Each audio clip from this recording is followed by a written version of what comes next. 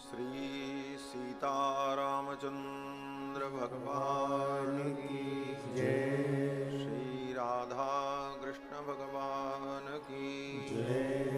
श्री द्वारकाधीश भगवान की जय। श्रीमद्भागवत ज्ञान यज्ञ की जय।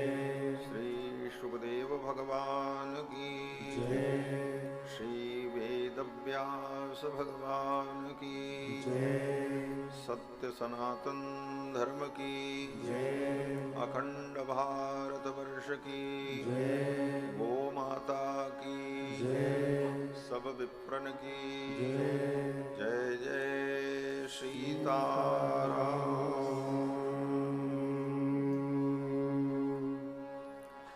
हरि ओम तच्छन्योरावृणीमहे गातुं यज्ञाय गातुं यज्ञपतये दैवी स्वस्तिरस्तु नः स्वस्तिर्मानुषेभ्यः ऊर्ध्वं जिगातु भेषजं शन्नो अस्तु द्विपदे सं चतुष्पदे विश्वानि देव सवितर्दुरितानि परासुव यद्भद्रं तन्न आसुव सच्चिदानन्दरूपाय विश्वोत्पत्त्यादिहेतवे तापत्रयविनाशाय श्रीकृष्णाय वयं नुमः। वसुदेवसुतं देवं कंसचाणूरमर्दनं देवकी परमानन्दं कृष्णं वन्दे जगद्गुरुं। कृष्णाय वासुदेवाय हरये परमात्मने प्रणतक्लेशनाशाय गोविन्दाय नमो नमः। जन्माद्यस्य यतोऽन्वयादितरतश्चार्थेष्वभिज्ञस्वराट् तेने ब्रह्महृदाय आदिकवये मुह्यन्ति यत्सूरयः। तेजो वारिमृदां यथा विनिमयो यत्र त्रिसर्गो मृषा धाम्ना स्वेन सदा निरस्तकुहकं सत्यं परं धीमहि। निगमकल्पतरोर्गलितं फलं शुकमुखादमृतद्रवसंयुतं पिबत भागवतं रसमालयं मुहुरहो रसिका भुवि भावुकाः। यं प्रव्रजन्तमनुपेतमपेतकृत्यं द्वैपायनो विरहकातर आजुहाव पुत्रेति तन्मयतया तरवोऽभिनेदुस्तं सर्वभूतहृदयं मुनिमानतोऽस्मि। व्यासं वसिष्ठनप्तारं शक्तेः पौत्रमकल्मषं पराशरात्मजं वन्दे शुकतातं तपोनिधिं। व्यासाय विष्णुरूपाय व्यासरूपाय विष्णवे नमो वै ब्रह्मनिधये वासिष्ठाय नमो नमः। अचतुर्वदनो ब्रह्मा दिवाहुरपरो हरिः अभाललोचनः शम्भुर्भगवान् बादरायणः। यस्य स्मरणमात्रेण जन्मसंसारबन्धनात् विमुच्यते नमस्तस्मै विष्णवे प्रभविष्णवे। ऋग्यजुस्सामरूपाय वेदाहरणकर्मणे प्रणवोद्गीतवपुषे महास्वशिरसे नमः। यो नित्यमच्युतपदाम्बुजयुग्मरुक्मव्यामोहतस्तदितराणि तृणाय मेने अस्मद्गुरोर्भगवतोऽस्य दयैकसिन्धो रामानुजस्य चरणौ शरणं प्रपद्ये। शाण्डिल्याह्वयवंशवारिदविधुं श्रीकोसलेशार्चकं विश्वक्सेनयतीन्द्रदेशिकपदद्वन्द्वारविन्दाश्रितं स्वाचार्येषु यतौ जगद्गुरुवरे श्रीरामनारायणे नित्यं सक्तमतिं जगद्गुरुवरं श्रीवासुदेवं भजे। अस्मद्गुरुभ्यो नमः। अस्मत्परमगुरुभ्यो नमः। अस्मत्सर्वगुरुभ्यो नमः। श्रीमते रामानुजाय नमः। श्रीपराङ्कुशपरकालयतिवरवरवरप्रतिवादिभीकरगुरुभ्यो नमः। श्रीजानकीकान्तस्मरणं श्रीराधाकान्तस्मरणं सन्तपूर्वाचार्याः सहायाः सहायाः। बोलिए श्री सीतारामचंद्र भगवान की जय। श्री राधा कृष्ण भगवान की जय। श्री द्वारिकाधीश भगवान की जय। श्री भागवत भगवान की जय। श्री सुखदेव जी महाराज की जय। श्री वेदव्यास भगवान की जय। सत्य सनातन धर्म की जय। अखंड भारत वर्ष की जय। जय जय श्री राधे श्याम।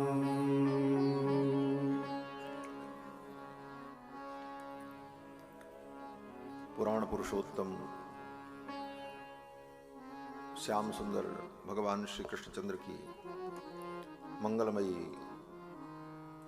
पुण्य गाथा हम सभी लोग श्रवण करें। उसके पूर्व भगवान के मंगलमय नाम का श्रद्धा भाव से संकीर्तन कर लें। पश्चात भगवान की पावन चर्चा श्रवण करें। श्रीमन्नारायण नारायण नारायण श्रीमन्नारायण नारायण नारायण श्रीमन्नारायण नारायण नारायण श्रीमन्नारायण नारायण नारायण श्रीमन्नारायण नारायण नारायण श्रीमन्नारायण नारायण नारायण लक्ष्मी नारायण नारायण नारायण लक्ष्मी नारायण नारायण नारायण भजमन नारायण नारायण नारायण भजमन नारायण नारायण नारायण भजमन नारायण नारायण नारायण भजमन नारायण नारायण नारायण श्रीमन्नारायण नारायण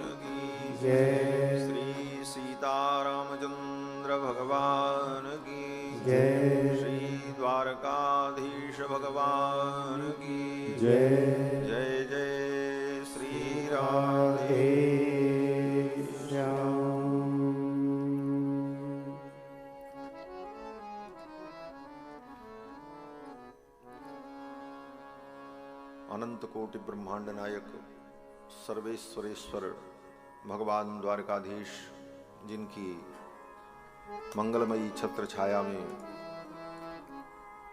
पवित्र द्वारका धाम में विराजमान होकर हम सभी लोग श्रीमद् भागवत महापुराण की पावन चर्चा श्रवण कर रहे हैं। आज की कथा के यजमान श्री अमर बंसल जी सपत्नीक सपरिवार जय बद्री विशाल सेवा समिति के समस्त सदस्यगण, दूर दूर से समागत श्रद्धालु श्रोता बंधुओं, धर्म श्रद्धामयी माताओं, भगवान की निर्हेतुक कृपा के फलस्वरूप यह सुंदर संयोग हमको आपको प्राप्त हुआ कि द्वारका जैसा पवित्र धाम, 7 मोक्षदायिनी पुरियों में एक मोक्षदायिनी पुरी, समस्त तीर्थों का राजा, महोदधि समुद्र, उसका पावन तट, और ऐसे सुमंगल अवसर में श्रीमद् भागवत महापुराण की पावन चर्चा। यह संयोग, ये विधान भगवान की कृपा से ही संभव होता है। और सत्संग में आकर ऐसे सुंदर सुअवसर को पाकर हम भगवान के गुण कीर्तन के द्वारा, भगवान की मंगलमयी चर्चा के द्वारा अपने जीवन को पावन बना लें, पवित्र बना लें, यही इसका उद्देश्य है। जीव के जब जन्म जन्म के पुण्य प्रकट होते हैं तभी ऐसा सुंदर अवसर मिलता है। भाग्योदयेन बहुजन्म समर्जितेन सत्संगमं च लभते पुरुषो यदा वै अज्ञान हेतु कृत मोह मदांधकार नाशम विधाय ही तदो दयते विवेका। जब जीव का भाग्योदय होता है, अनेक जन्मों के पुण्य प्रकट होते हैं, तब ऐसा सुंदर सुअवसर मिलता है और भगवान की मंगलमयी चर्चा सुन करके अज्ञान का जो हेतु मोह है उसका विनाश होता है और जीव को विवेक की प्राप्ति होती है। विवेक का मतलब वह ज्ञान जो ज्ञान उचित अनुचित का निर्णय कर सके। क्या सत्य है, क्या असत्य है, क्या ग्राह्य है, क्या त्याज्य है, क्या कर्तव्य है, क्या अकर्तव्य है, इस भेद को हम जिस बुद्धि के द्वारा, जिस ज्ञान के द्वारा समझ पाते हैं, उसी का नाम विवेक है। और मानव जीवन में विवेक की प्राप्ति हो तभी हमें कल्याण की प्राप्ति होगी। गंगा के पावन तट पर प्रायोपवेशन करके विराजमान महाराज परीक्षित को श्री सुखदेव भगवान भागवत जी की ये पावन चर्चा सुना रहे हैं। हरिद्वार में गंगा के तट पर श्री मैत्रेय जी महाराज विदुर जी को ये चर्चा सुना रहे हैं। नैमिषारण्य की पावन धरती पर 88,000 शौनकादि मुनियों को श्री सूत जी महाराज ये चर्चा श्रवण कराए। कल के प्रसंग में आप सभी लोगों ने श्रवण किया कि महाराज मनु की बेटी देवहूति का विवाह महर्षि कर्दम से हुआ और उनके घर में कपिल भगवान का प्रादुर्भाव हुआ। भगवान कपिल भगवान के 24 अवतार में 5वें अवतार हैं। ओ कपिल भगवान भगवान के जो अवतार हैं, 5वें अवतार कपिल भगवान ने सांख्य शास्त्र का उपदेश किया है। भगवान ने पहले ही कर्दम महर्षि को बता दिया था कि 10वीं संतान के रूप में मैं आपका पुत्र बनकर के आऊंगा और मेरे द्वारा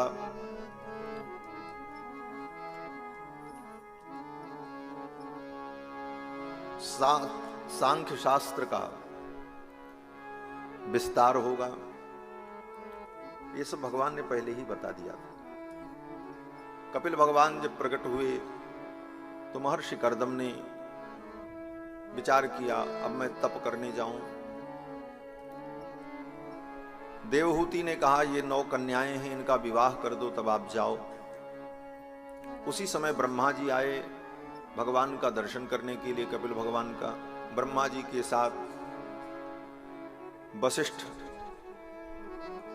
पुलस्त, पुलह, क्रतु, अंगिरा, अथर्वण, ये सभी महर्षि आए हुए थे। उन महर्षियों के साथ एक एक महर्षियों के साथ एक एक कन्या का विवाह कर दिया महर्षि कर्दम ने। और फिर जाते जाते उन्होंने देवहूति से कहा, देवी आपका ये पुत्र जो है ये साक्षात परमात्मा है, इसी के उपदेश से आपका भी परम कल्याण होगा। महर्षि कर्दम तप करने चले गए। देवहूति अपने पुत्र कपिल के साथ आश्रम में रहती थी। एक दिन सुंदर सुअवसर पाकर के देवहूति ने पूछा कि तम त्वागताहं शरणं शरण्यं स्वभृत्य संसार तरो कुठारम। हे भगवान, आप अपने शरणागत भक्तों के संसार रूपी वृक्ष को काटने वाली कुल्हाड़ी है। ये भगवान की विशेषता बताई। ये संसार का जो वृक्ष है, ये जब तक समाप्त नहीं होगा, इसकी जड़ समाप्त नहीं होगी, तब तक जीव को परम सुख की प्राप्ति नहीं होगी। इसलिए भगवान इस संसार रूपी वृक्ष का छेदन कर दें, काट दें। लेकिन ठीक इसके उल्टे हम भगवान से यही कहते हैं, महाराज हमारे संसार के वृक्ष में खूब पानी डालो, ये बढ़े। ठीक उल्टा कर दे। कारण कि जन्म जन्मांतर का अज्ञान इतना व्याप्त है कि वह अज्ञान यही कहलाता है। सत्य यह है कि मां देवहूति अपने पुत्र कपिल से कहती है, हे भगवान, संसार रूपी वृक्ष को काटने की आप कुल्हाड़ी हो। स्वभृत्य संसार तरोह कुठारम। और मैं जिज्ञासा आपसे करती हूं, प्रकृति पुरुष का भेद क्या है। मां देवहूति के पूछने पर कपिल भगवान ने अपनी मां को उपदेश किया। उपदेश बड़ा लंबा है, विस्तार से हम उसकी चर्चा नहीं करेंगे, केवल आपको विषय सूची बता दें कि है क्या विषय। कितने लोगों का जीवन बीत जाता है, यही नहीं पता चलता कि भागवत में है क्या। इतने ही जानते हैं कि राधे राधे कृष्णा कृष्णा करके कीर्तन हो जाता है। एक दिन कृष्ण जन्म होता है, चौथे दिन उस दिन गुब्बारा उब्बारा लगाया जाता है, कुछ बधाइयां मिल जाती हैं। और एक दिन रुक्मिणी विवाह होता है तो माताएं खूब अपना साड़ी ओड़ी चढ़ाती हैं, पंडित जी को खूब मालताल मिलता है। यही भागवत है। वस्तुतः भागवत बड़ा ही गंभीर ज्ञानमय ग्रंथ है, जिस ग्रंथ का आश्रय लेकर के महाराज परीक्षित इसे सुन करके परम गति को प्राप्त करें। परीक्षित यत् साक्षी श्रवणगत मुक्त्युक्ति कथने। श्रवण मात्र से मुक्ति की प्राप्ति, लेकिन इसे श्रवण करके हम धारण करें अपने जीवन, और श्रवण भी समझते हुए करें। ये नहीं कि चलो अभी बड़ी कठिन व्याख्या कर रहे हैं, कुछ बता रहे हैं, तब तक आंख बंद करके एक नींद सो लें, जब बीच में जय बोलेंगे, कीर्तन करेंगे तो फिर ताली बजा लेंगे। थोड़ी जैसे स्कूल में कुछ बच्चे जाते हैं तो कुछ तो पढ़ते हैं, और कुछ डर के मारे जाते हैं कि नहीं जाएंगे तो गैर हाजिरी हो जाएगी, फिर डांट भी पड़ेगी घर में, तो कुछ पढ़े ना पढ़े लेकिन इस क्लास में बैठे तो रहे। तो ऐसे भी लोग हैं। लेकिन एक बात जरूर कहेंगे कि चाहे जैसे हो, अगर कथा में कोई आकर के बैठा है तो उसका कल्याण जरूर हो। कैसे भी बैठे कल्याण होगा। क्यों बोले, घर में और कमरे में बैठने से अच्छा है ठाकुर जी की कथा में बैठो। और कोई बात नहीं, अगर नींद आए तो सो भी जाओ। लेकिन इसका मतलब ये मत समझना कि स्वामी जी ने कह दिया आप सोएं, कोई बात नहीं। अगर आ गई नींद तो सो गए तो कोई बात नहीं। क्यों बोले, कमरे में और घर में सोने की अपेक्षा कथा में सोगे। एक महात्मा कहते थे, कथा में नींद क्यों आती? लोग कहते महाराज कथा में जैसे बैठते नींद आ जाती। कथा में नींद आती क्यों है? तो महात्मा ने बड़ा सुंदर तर्क दिया। बोले देखो, नींद आने का कारण क्या है? बोले जब शरीर को विश्राम मिलता है तब नींद आती है। शरीर को विश्राम मिले तो नींद आती है। ये जीवात्मा संसार में कहीं विश्राम को नहीं पाता है। भगवान के चरणों में आकर के, कथा में आकर के जब उसे सच्चा विश्राम मिलता है तो उसको नींद आ जाती है। बोले चलो यहां तो बड़ा आराम है। विश्राम स्थान में एकम कविवर वचसम पावनम पावनानाम पाथेयम जन्म मोक्षो। भगवान का नाम, भगवान की लीला, भगवान की कथा जीव को विश्राम देती। बुध विश्राम सकल जन रंजनी, राम कथा कलि कलुष विभंजनी। बुध विश्राम, जो बुद्धिमान प्राणी हैं उनको ये कथा विश्राम देती है, आराम देती है। बुध विश्राम सकल जन रंजनी। और जो बुध नहीं है, बुध माने विद्वान, बहुत विद्वान नहीं है, बहुत कुछ नहीं समझ पाते, सरल हैं, तो कहते हैं उनको भी मिलता है। उनको क्या मिलता है? बोले उनका मन प्रसन्न होता। बुध विश्राम सकल जन रंजनी, राम कथा कलि कलुष विभंजनी। ये भगवान की कथा कली के कलयुष को, कली के कलिमल को धोने वाली है। तो भगवान की कथा में नींद भी आ जाए तो कोई बात नहीं, और हम तो सोने देंगे नहीं। बीच में एक बार जोर से जयकारा लगाएंगे, बोलो श्री कृष्णचंद्र भगवान। जो सोता रहेगा उसकी नींद खुल जाएगी। तो भगवान की ये मंगलमयी कथा, श्री कपिल भगवान अपनी मां को जब उपदेश करते हैं तो कहते, मां, परम श्रेय परम कल्याण की प्राप्ति के लिए जीव को योग करना चाहिए। योग की प्राप्ति कैसे होती है? बोले योग का मतलब भगवान से जुड़ना। बहुत ज्यादा कठिन व्याख्या नहीं बताए। योग माने जुड़ना। योग का अर्थ ही होता है जोड़। तो योग का मतलब भगवान से जुड़ना। हमारे जीवन में योग आ जाए, हम भगवान से जुड़ जाएं। अब भगवान से जुड़ने का उपाय क्या है? ये योग कैसे होगा? तो कपिल भगवान ने दूसरी बात कही आगे, बोले सत्संग। कुसंग को छोड़कर हम सत्संग करें तो सत्संग में आकर संत महापुरुषों की वाणी को सुनकर के हमारा मन भगवान से जुड़ेगा। फिर प्रश्न किया, संत कौन, किसका सत्संग करें? बहुत बड़े मठ के मठाधीश हों वो संत, जिनके करोड़ों अनुयायी हों वो संत, जिनका दुनिया में नाम हो वो संत, लाल पीला वस्त्र पहनते हों वो संत? कहते नहीं। संत की परिभाषा ये है कि जिसके जीवन में त्याग हो, तितिक्षव कारुणिका सुहृद सर्वदेहिनाम अजात शत्रव शांता साधव साधु भूषणा। कपिल भगवान कहते, मां, जिनके जीवन में त्याग हो, कारुणिक हो, उनके हृदय में करुणा हो, सुहृद सर्वदेही नाम, सबके सुहृद हो, अजात शत्रव, अजात शत्रु हो, और मेरी कथा को सुनते हो, सुनाते हो। मदाश्रया कथा मृष्टा शृण्वन्ति कथयन्ति च। मेरी कथा को सुनते हो और कहते हो। ऐसे संतों का संग मिले तो योग की प्राप्ति होती है। कौन सा योग? बोले भक्ति योग। कल भी चर्चा आई थी कि भक्ति की प्राप्ति कैसे होगी। बोले संत विशुद्ध मिलई पर तेहि, राम कृपा कर चितवहि जेहि। राम जी जब किसी पर कृपा दृष्टि करते हैं तो उसे जीवन में सच्चा संत मिलता है। राम जी की कृपा का प्रथम फल यह है कि आपको जीवन में कोई सच्चे महात्मा, सच्चे संत मिल जाएंगे, और संत मिल गए तो उनकी कृपा से भगवान की भक्ति प्राप्त हो।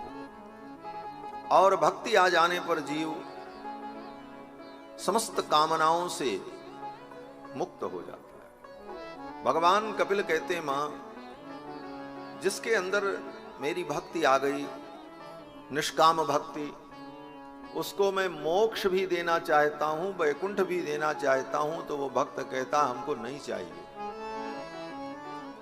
संसार की चीज तो छोड़ो, जिस मोक्ष के लिए बड़े बड़े मुनि महात्मा तरसते हैं, वह मोक्ष, वो वैकुंठ में अपना धाम देना चाहता हूं, तो भक्त कहते हैं नहीं नहीं, हमको नहीं चाहिए। दीयमानम न गृह्णन्ति, ये भगवान का वचन है। देने पर भी ग्रहण नहीं करते। क्यों? बोले कहते महाराज हम तो आपके चरणों की भक्ति चाहते हैं, बस आपके चरणों में प्रेम बना रहे और कुछ नहीं चाहिए। भरत जी यही कहते हैं, अर्थ न धर्म न काम रुचि, गति न चहु निर्वाण, जन्म जन्म रति राम पद यह वरदान न। भगवान के चरणों में रति बनी रहे।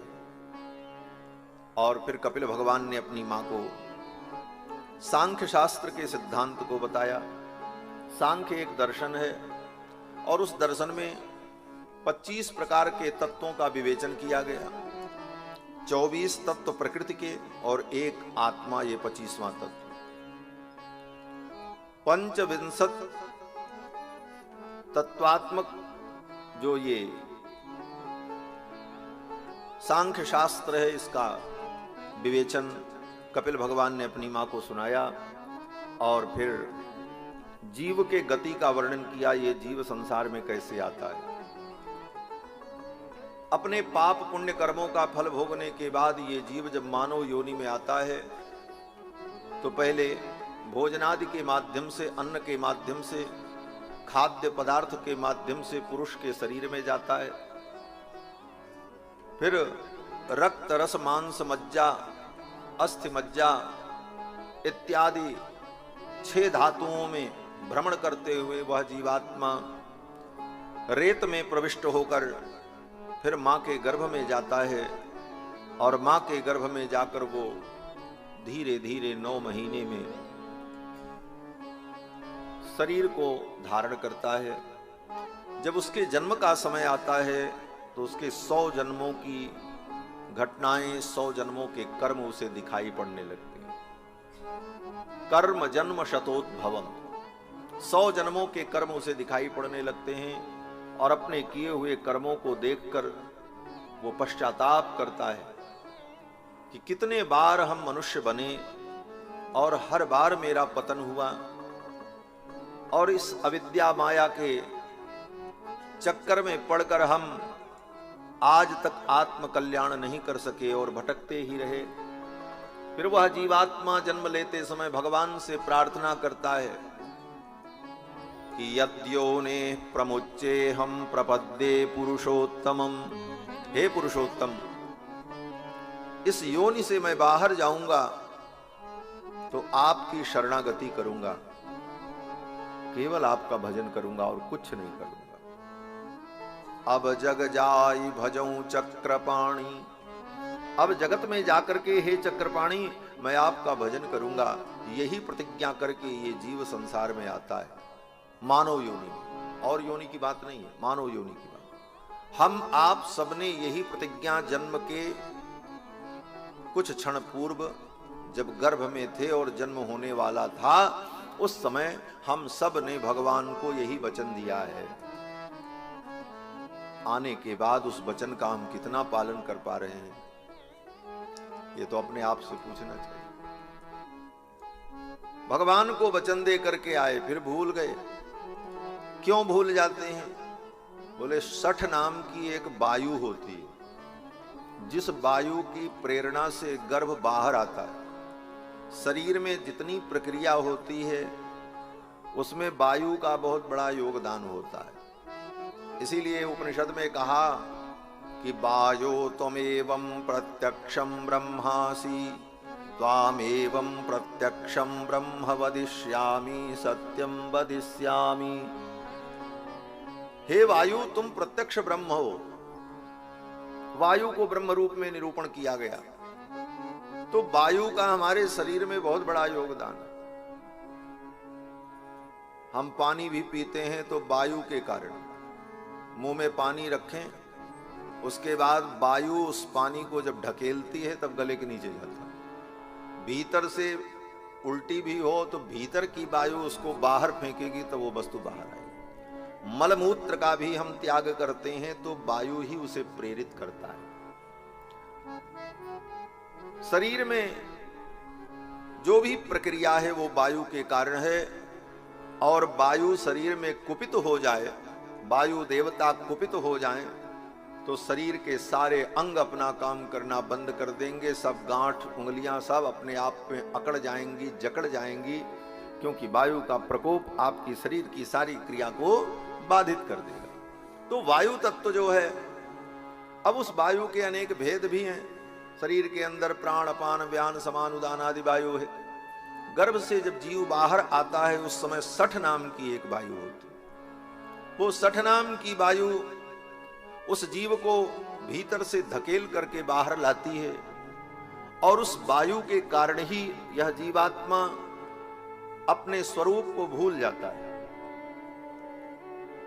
क्या प्रतिज्ञा की, वो सारी प्रतिज्ञाओं को भूल जाता है।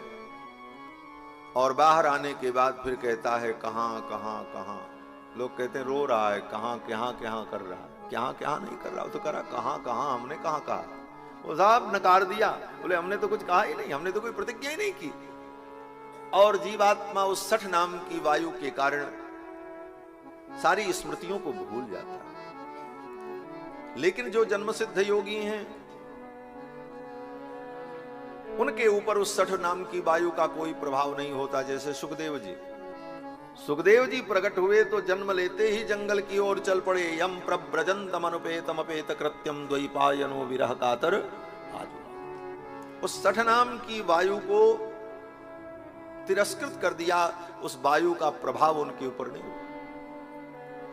और हमारे श्री रामानुज संप्रदाय के इस धरती पर जो प्रथम आचार्य हुए सठकोप स्वामी, उनका नाम सठकोप इसीलिए पड़ा।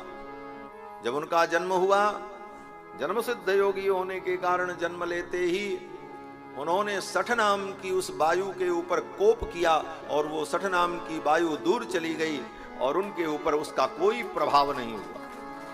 और जन्म से ही भगवान के ध्यान में लग गए। उनके माता पिता ने भगवान की आज्ञा मान करके उनको ले जा करके एक इमली के पेड़ के नीचे रख दिया। आज भी वो इमली का पेड़, पुराना पेड़ कहां है? बोले दक्षिण भारत में, तमिलनाडु में आलवार तिरुनगरी, वहां पर जो भगवान का दिव्य देश है, वहां पर आज भी वो इमली का वृक्ष है, जिस वृक्ष के नीचे सठकोप स्वामी को उनके पिता कारी ने, उनके पिता का नाम था कारी, श्री कारुसूनी, कारिसूनु उनका नाम है, ले जाकर के उनको रख दिया।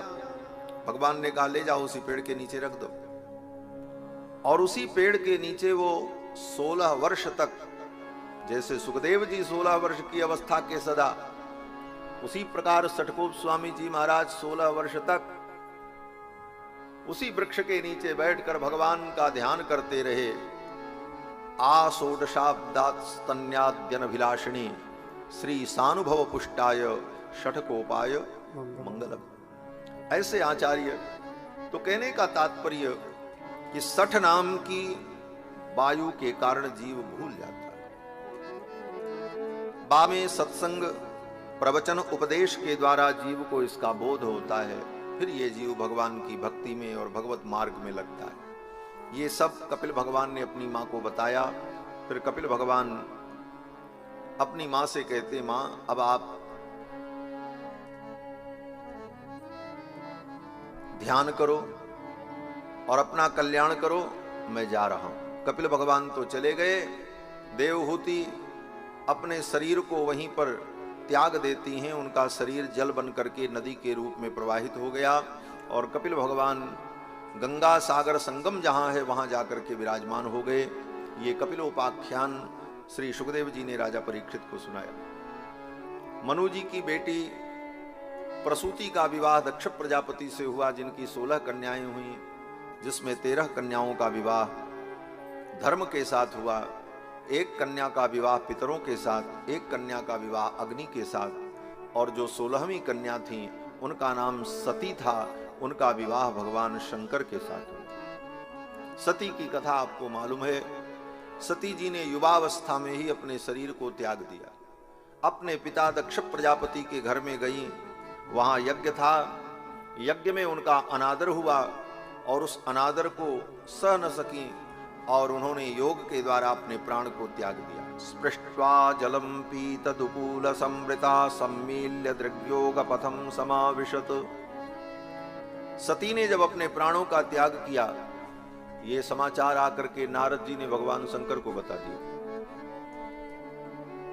भगवान शंकर ने जब सुना कि सती ने अपना शरीर त्याग दिया, भवो भवान्या निधनम प्रजापतेर असत्कृताया अवगम्य नारदाद। भगवान शंकर ने क्रोध किया और अपनी एक जटा को उखाड़ करके भगवान शंकर ने भूमि पर पटका। उस जटा से एक भयानक पुरुष प्रकट हुआ, जिनका नाम वीरभद्र हुआ है। बोले जटा के बाल से, जटा से वीरभद्र भगवान शिव के समान ही परम पराक्रमी विविध आयुध को धारण किए हुए प्रकट हो गए। वीरभद्र ने भगवान शंकर से कहा, मेरे लिए क्या आज्ञा, मैं क्या करूं? तो भगवान शंकर ने कहा, जाओ, जाकर के दक्ष प्रजापति को उसके यज्ञ के सहित समाप्त कर। दक्षम स यज्ञम जहिमद भटानाम त्वमग्रणी रुद्र भटाम शको में। जाओ, जाकर के दक्ष प्रजापति को उसके यज्ञ के सहित समाप्त कर दो। वीरभद्र ने आकर के दक्ष प्रजापति के यज्ञ में शिव गणों को लेकर जो तांडव किया, सारे देवता भागने लगे, किसी को भागने का मौका नहीं मिला। भगवान शंकर के गणों ने उन देवताओं को दंडित किया और दक्ष प्रजापति जो थे वीरभद्र ने उनका वध कर दिया। उनके सिर को काटकर तोड़कर यज्ञ कुंड में डाल दिया। फिर तो हाहाकार मच गया। सभी ने भगवान शिव को प्रसन्न करने के लिए कैलाश में जाकर के उनकी स्तुति की। भगवान शंकर प्रसन्न हुए और भगवान शंकर ने कहा, ठीक है, अब जो होना था सो तो हो गया, लेकिन सबको ठीक किया जाए। फिर तो भगवान शंकर ने स्वयं रास्ता बताया। दक्ष प्रजापति का शरीर बचा है, सिर नष्ट हो गया है, तो बकरे का सिर उनके शरीर में जोड़ दो। भृगु जी की दाढ़ी नोच ली गई है, बकरे की दाढ़ी उनको लगा दो। और पूषा नाम के देवता का दांत टूट गया है, तो कोई बात नहीं, अब आज से वो हलवा खाएं, लपसी खाएं, सीरा खाएं, कोई कठोर चीज नहीं खाएंगे। ये सब विधि विधान कर्मकांड में इन सब विषयों का बड़ा वर्णन है। आज भी बड़े बड़े यज्ञ होते हैं तो इसी प्रकार से सब विधियों का पालन होता है। क्यों? बोले भगवान शंकर ने जो उस समय एक व्यवस्था दे दी, उस व्यवस्था का आज भी पालन किया जाता है। अध्वर्यु का हाथ टूट गया। जो अध्वर्यु यज्ञ के प्रमुख ऋत्विक थे, उनका हाथ टूट गया। बोले अब वो यज्ञ कैसे करें? तो भगवान शंकर ने विधान कर दिया, अश्विनोर बाहुभ्याम पूष्णो हस्ताभ्याम, अश्विनोर बाहुभ्याम, अश्वनी देवता की बाहु से, पूष्णोर हस्ताभ्याम, पूषा देवता के हाथ से हवि ग्रहण करें। ये सब विधान भगवान शंकर ने विहित कर दिया। ये सब कथा बड़े विस्तार से सुखदेव जी ने राजा परीक्षित को सुनाई है। लेकिन इधर सती जी ने जब अपने प्राण का त्याग किया तो मरते समय सती जी ने भगवान से वरदान मांगा। मरते समय सती ने भगवान से यही प्रार्थना की, सती मरत हरिसन बर मांगा, जन्म जन्म शिव पद अनुरागा। सती ने यही वरदान मांगा कि हे भगवान, मेरा जन्म जन्म भगवान शंकर के चरणों में अनुराग रहे और वही मुझे पति रूप में प्राप्त हो। तो इसका फल ये हुआ कि सती जी जब शरीर छोड़ती हैं तो शरीर छोड़ने के बाद उनका जो अगला जन्म हुआ हिमालय के यहाँ पर्वत की बेटी बनकर के प्रकट हुई। हिमालय पर्वत की बेटी बनी, इसीलिए उनका नाम पार्वती पड़ गया। पर्वतस्यापत्या पार्वती, जो पर्वत की अपत्या है, कन्या है। सती मरत हरिसन बर मांगा, जन्म जन्म शिव पद अनुरागा, तेहि कारण हिमगिर गृह जाई, जन्मी पार्वती तनु पाई। और फिर पार्वती ने भगवान शिव को पति रूप में प्राप्त करने के लिए तप किया। भगवान शंकर ने प्रसन्न होकर के उनका पाणी ग्रहण किया।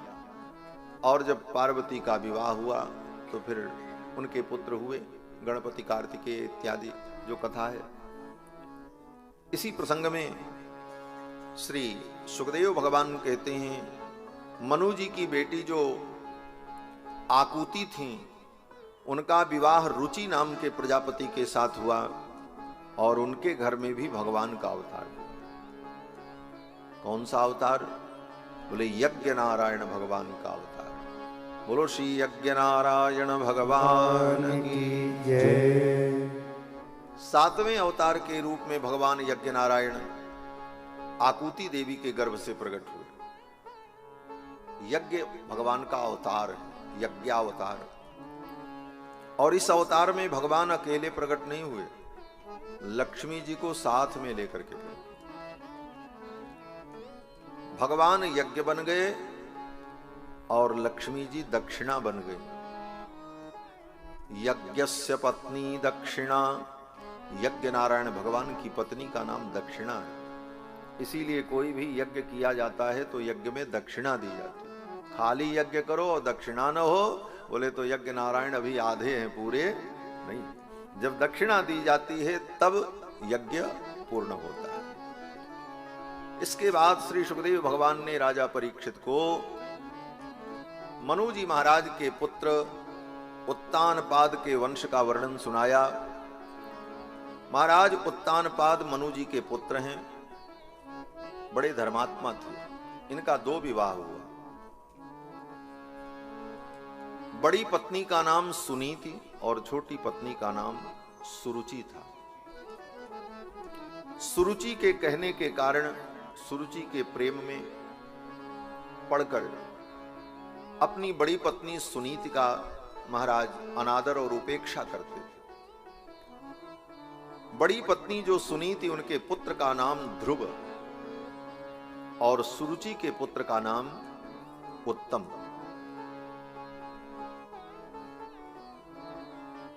सुनीति के पुत्र ध्रुव हैं और सुरुचि के पुत्र उत्तम हैं। ध्रुव जी ने 5 वर्ष की अवस्था में 5 महीने की कठिन तपस्या से भगवान का साक्षात्कार किया और 36,000 वर्ष राज्य करने के बाद इस धरती पर अक्षय कीर्ति की स्थापना करके आज भी अंतरिक्ष मंडल में देदीप्यमान होते हैं ध्रुव मंडल के रूप में, ध्रुव तारा के रूप में। और वहीं उनके भाई उत्तम जो सुरुचि के पुत्र थे, युवा अवस्था में ही उनको यक्षों ने मार डाला, अल्पायु हुए। उनके जीवन में कोई बहुत बड़ी कीर्ति और उपलब्धि नहीं हो सकी। ये बड़ा सुंदर संकेत। मनु के पुत्र उत्तानपाद हैं। हम आप सब मनु की संतान हैं, इसीलिए हम मानव हैं, मनुष्य हैं। और मनु के पुत्र का नाम क्या था? बोले उत्तानपाद। हम आप सब उत्तानपाद हैं। उत्तानपाद का मतलब क्या है? बोले उत्तानपाद शब्द का अर्थ होता है कि उत्तान माने ऊपर और पाद माने पैर। जिसके पैर ऊपर हो उसको कहते हैं उत्तानपाद। ये शाब्दिक अर्थ है, शब्द का यही अर्थ निकलता है, उत्तानपाद।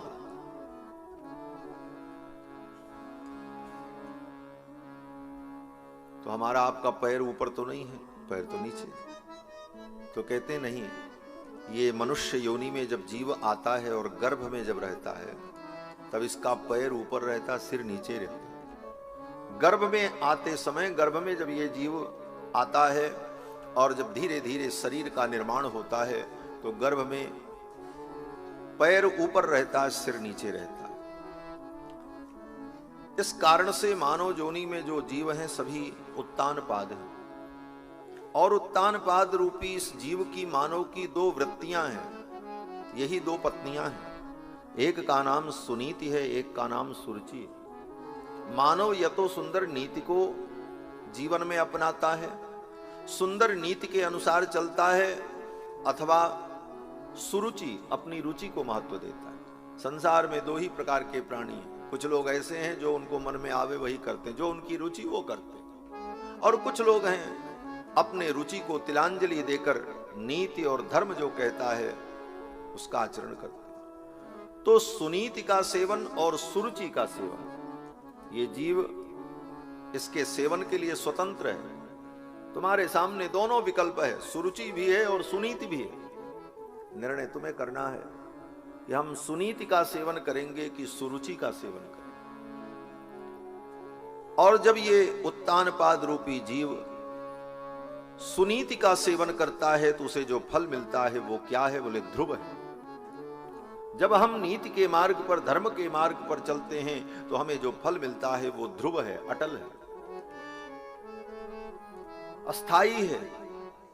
और जब हम सुरुचि का सेवन करते हैं तो उसका जो फल होता है वो देखने में उत्तम लगता है, उसका नाम उत्तम है। उत्तम तो लगता है, प्रिय लगता है, अच्छा भी लगता है, क्यों बोले हमारी रुचि के अनुसार हुआ, लेकिन वो अस्थाई नहीं है, वो नाशवान है, अल्पकालिक है, अल्पकाल में ही उसका नाश हो जाता है। ये कथा का आध्यात्मिक रूप है।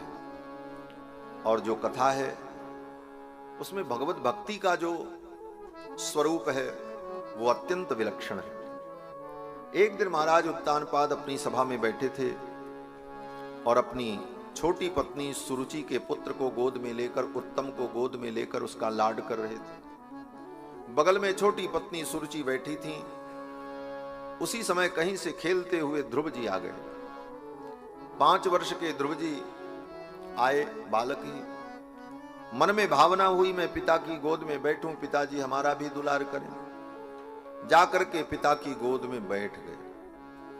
बगल में बैठी हुई सौतेली मां को अच्छा नहीं लगा। उसने हाथ पकड़ करके घसीट करके नीचे उतार दिया और कहा कि नवत्स निपतेर धृष्ण्यम भवानारूढ़ुमर्हति। हे पुत्र, तुम इनकी गोद में नहीं बैठ सकते। ध्रुव जी ने कहा क्यों? तो सौतेली मां ने कहा कि न गृहीतो मया यत्वं कुक्ष्वावपि नृपात्मज। हे नृपात्मज, हे नृपनंदन, तुम मेरी कोख से पैदा नहीं हुए, इसलिए इनकी गोद में बैठने के अधिकारी नहीं। ध्रुव जी को बड़ा दुख लगा। पिताजी भी कुछ नहीं बोले क्योंकि सुरुचि के बस में थे। ध्रुव जी ने जब देखा कि पिताजी भी कुछ नहीं बोल रहे हैं और मां ने इतनी बड़ी बात कह दी, अब मैं क्या करूं? हृदय वेदना से युक्त हो गया और ध्रुव जी वहां से चल पड़े। चलते चलते सौतेली मां ने कहा, देखो, अगर इनकी गोद में बैठना चाहते हो, इनके उत्तराधिकार को, इस सिंहासन को, इस गद्दी को प्राप्त करना चाहते हो तो जाओ, जाकर के तप करो और तुम्हारी तपस्या से भगवान प्रसन्न हो जाए तो उनसे वरदान मांगना कि मेरा अगला जन्म सुरुचि के गर्भ से हो और जब मेरे गर्भ से तुम पैदा होगे तब इस गद्दी के तुम अधिकारी बनोगे। इतनी बड़ी बात 5 वर्ष के बालक से सौतेली मां ने कहा। गर्भे त्वं साधयात्मानं यदीच्छसि नृपासनम। ध्रुव जी वहां से चल पड़े, रोते हुए अपनी मां के पास पहुंचे। मां के गोद में गिर करके ध्रुव जी रोने लगे। हित्वा मिशंतम, वहां से चलकर हित्वा मिशंतम पितरम सन्नवाचम जगाम मातु प्ररुदन सकाशम। मां की गोद में जाकर के गिर करके ध्रुव जी फपक फपक करके रोने लगे। मां सुनीति ने सब कुछ समझ लिया और मां सुनीति ने कहा, बेटा, तुम्हारी सौतेली मां सुरुचि ने ठीक कहा है, इसमें तुम्हारा कोई दोष नहीं, दोष तो मेरा है। मुझ अभागिन के गर्भ से तुम पैदा हुए, इसीलिए आज तुमको ये दुख हो रहा। अगर सुरुचि के गर्भ से पैदा हुए होते तो आज तुमको ये दुख न होता। दोष तो मेरा है। मां ने अपने पुत्र को कहा, बेटा, तुम भगवान की भक्ति करो। भगवान के अतिरिक्त दुख को दूर करने वाला दुनिया में कोई नहीं है। नान्यम ततः पद्मपलासलोचनात् दुःखच्छिदं ते मृगयामि कंचन। पद्मपलाश लोचनाद, कमल के समान जिनके नेत्र हैं, ऐसे भगवान को छोड़कर दुख को दूर करने वाला दूसरा कोई नहीं। दुःखच्छिदम, इसलिए तुम भगवान कमल नयन की आराधना करो। मां ने अपने पुत्र को भगवान की भक्ति की प्रेरणा दी। ऐसी माताएं बहुत कम होती हैं। बच्चे पूजा पाठ करें तो मां कहती है, अभी से पूजा पाठ में लग गया, कहीं सन्यासी न हो जाए। अरे सन्यासी हो जाएगा तो तुम्हारा स्त्री होना सार्थक हो जाएगा, ऐसे पुत्र को जन्म दोगी। साधारण बात। वो मां धन्य हो गई जिसके पुत्र ज्ञानी, तपस्वी, भगवत भक्त हुए। वही जननी, वही मां बड़भागिनी है रघुवर भगत जास सुत होई, जिसका बेटा भगवान का भक्त हो। ये साधारण बात नहीं। मां सुनीति ने अपने पुत्र को भगवत भक्ति का मार्ग दिखाया। ऐसी माताएं बहुत कम हुई। हमारे संत जन कहते हैं ऐसी माता तो कुल 3.5 माता हुई बस। हाँ, 3.5 माता, 4 भी नहीं। बोले ये 3.5 का क्या हिसाब है? बोले एक मां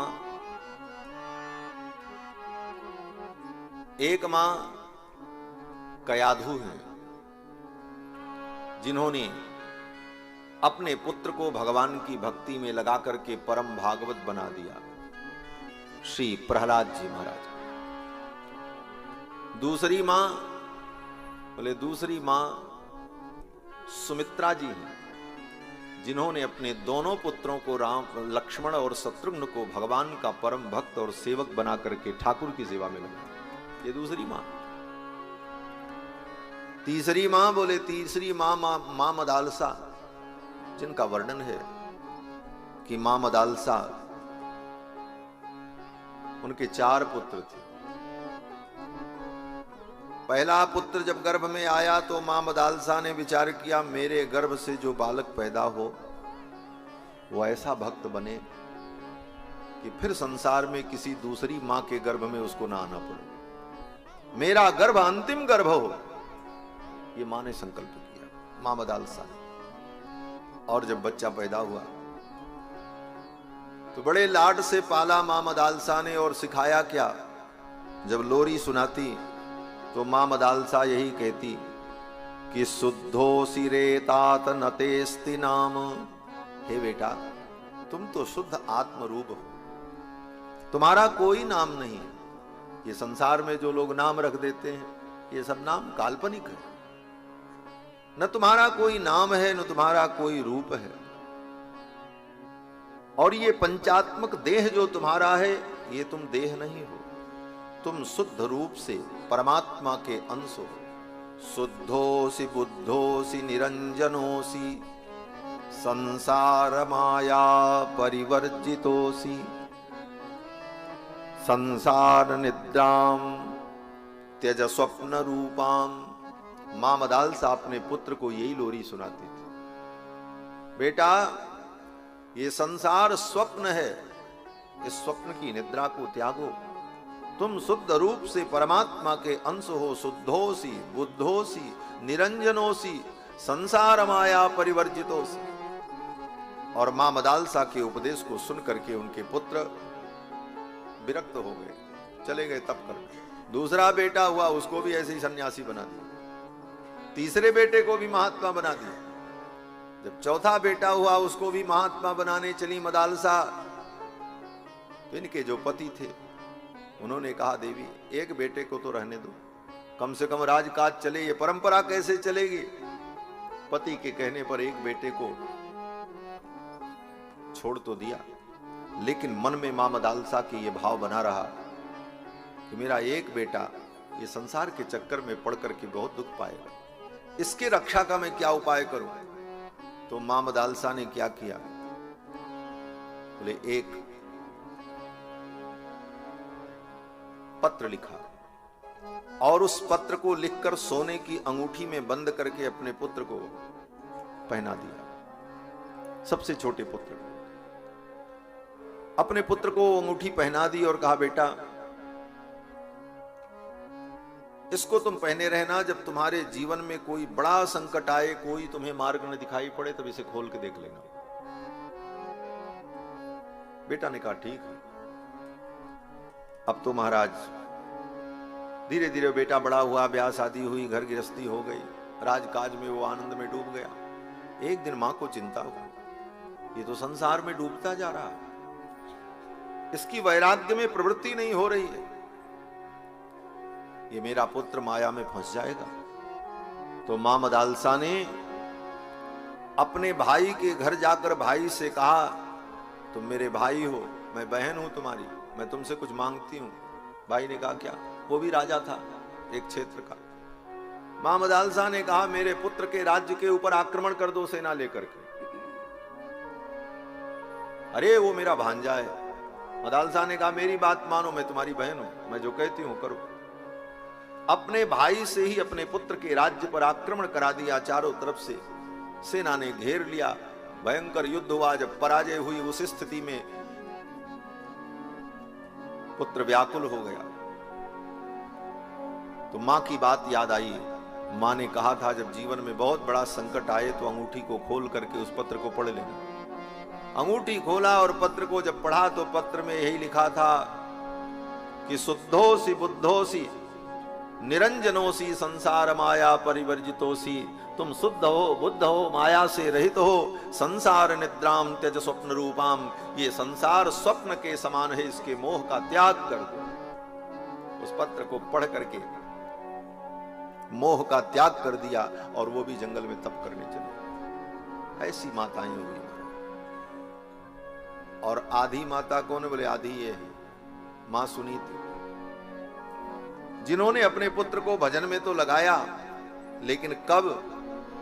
बोले जब पुत्र के ऊपर विपत्ति आई और पुत्र दुखी हुआ तब भक्ति की प्रेरणा दी। इसलिए पूर्ण मां का दर्जा इनको भी आचार्यों ने नहीं दिया, यह आधी मां, लेकिन फिर भी ठीक है। अपने पुत्र को भगवान की भक्ति की प्रेरणा दी। ध्रुव जी महाराज चल पड़े और ध्रुव जी जब चले तो रास्ते में नारद जी मिल गए। नारद जी ने ध्रुव जी को मंत्र दिया, 12 अक्षर का मंत्र, ओम नमो आगे भगवते वासुदेवाय। इसी मंत्र का उपदेश किया और नारद जी ने कहा जाओ जाकर के जमुना के तट पर वृंदावन में इस मंत्र का जप करना। जमुना की बालू से भगवान की मूर्ति बना करके जो तुम्हें मिले जंगल में कंदमूल फल, उसी से पूजा कर लेना, फिर इस मंत्र का जप करना। ध्रुव जी आए जमुना के तट पर, जमुना में स्नान किया, 5 वर्ष के बालक ध्रुव, और पूजा की और फिर मंत्र का जप करने लगे। मंत्र के जप में ध्रुव जी का मन इतना तल्लीन हो गया कि 3 दिन 3 रात्रि तक लगातार मंत्र का जप करते रहे। त्रिरात्रांते त्रिरात्रांते कपित्थ बदरासनः। 3 दिन 3 रात्रि लगातार मंत्र का जप करते रहे, 3-24 घंटे। और 3-24 घंटे जब बीत गए तब फिर जाकर के कुछ कपित्थ और बेर फल ग्रहण किया और फिर मंत्र का जप करने लगे। फिर 3 दिन तक ऐसे ही चला। यही करते 1 महीने बीत गए। 3 दिन में एक बार कुछ ग्रहण करते थे। और क्या ग्रहण करते थे? बोले कपित्थ बदरासनः, कपित्थ फल और बेर फल, बस, और जमुना का जल। 1 महीना ऐसी कठिन तपस्या। दूसरा महीना लगा तो दूसरे महीने में तपस्या और कठिन हो गई। 6-6 दिनों तक मंत्र का जप करते रहे। तीसरे महीने में 9-9 दिन तक, 3 महीना बीत गया। चौथा महीना आया तो 12 दिन तक लगातार। चतुर्थमपि वै मासम द्वादशे हनि। 4 महीना बीत गया। चौथे महीने में तो केवल 2 दिन ही कुछ खाया और पानी पिया। क्यों? बोले 12 दिन में 1 दिन खाना था। 12 दूनी 24, आधा से ज्यादा महीना बीत। और जब 5वां महीना आया तो ध्रुव जी को अखंड समाधि लग गई। पंचमे मास्यनुप्राप्ते जितश्वासो नृपात्मजः। 5वें महीने में अपनी श्वास को भी जीत लिया ध्रुव जी ने। ध्यायन ब्रह्म पदैकेन, एक पैर पर खड़े होकर भगवान का ध्यान करते हुए समाधिस्थ हो गए। एक पैर जमीन पर, दूसरे पैर को उठा करके पैर के घुटने पर टिका दिया और हिल डुल भी नहीं रहे हैं। सुखदेव जी कहते हैं राजन तस्थौ स्थाणुरिवाचलः, जैसे कोई खंभा गाड़ दिया जाए और वो हिले न, उसी प्रकार एक पैर पर खड़े तप कर रहे हैं। क्या कर रहे हैं? सुखदेव जी कहते हैं सर्वतो मन आकृष्य, अपने मन को समस्त विषयों से हटाकर ध्यायन भगवतो रूपम, भगवान के रूप का ध्यान करने लगे। अपने मन को भगवान के ध्यान में लगा दिया और हृदय के अंदर ही भगवान का दर्शन करते हुए परम आनंद में डूब गए। अखंड समाधि लग गई ध्रुव जी को। 5 वर्ष के ध्रुव को ऐसी समाधि प्राप्त हुई। 5 महीने में मात्र। क्यों? बोले दृढ़ता और निष्ठा। जिसके अंदर दृढ़ता नहीं होगी, निष्ठा नहीं होगी और लगन नहीं होगी, उसको कितनी भी विधि बता दी जाए, कितना भी विधान बता दिया जाए, वो कभी किसी मार्ग में सफल नहीं हो पाता। दृढ़ता बहुत आवश्यक। 5 महीने में ध्रुव जी को ऐसी समाधि प्राप्त हो गई और उसका परिणाम बोले जितने देवता थे सबकी सांस बंद हो गई महाराज, सब देवता का बढ़ा गए। ये 5 वर्ष के बालक की ऐसी तपस्या, ये तो संपूर्ण ब्रह्मांड की शांति का अपनी ओर आकर्षण कर रहा। जब कोई व्यक्ति तप और साधना में परम सिद्धि को प्राप्त करता है तो पूरे ब्रह्मांड की शांति अपने आप उसके पास खींची चली आती है। और शांति भी तो एक मात्रा में है ना। ब्रह्मांड में जितनी शांति चाहिए उतनी शांति है, लेकिन अब सब सारी शांति एक ही व्यक्ति के पास आ जाए तो परिणाम क्या होगा? बोले बाकी अशांत हो जाएंगे। सीधा सीधा तर्क है। पूरे शहर की सारी चीनी आप खरीद करके अपने यहां स्टोर कर लो तो बाकी लोगों को चीनी कहां मिलेगी?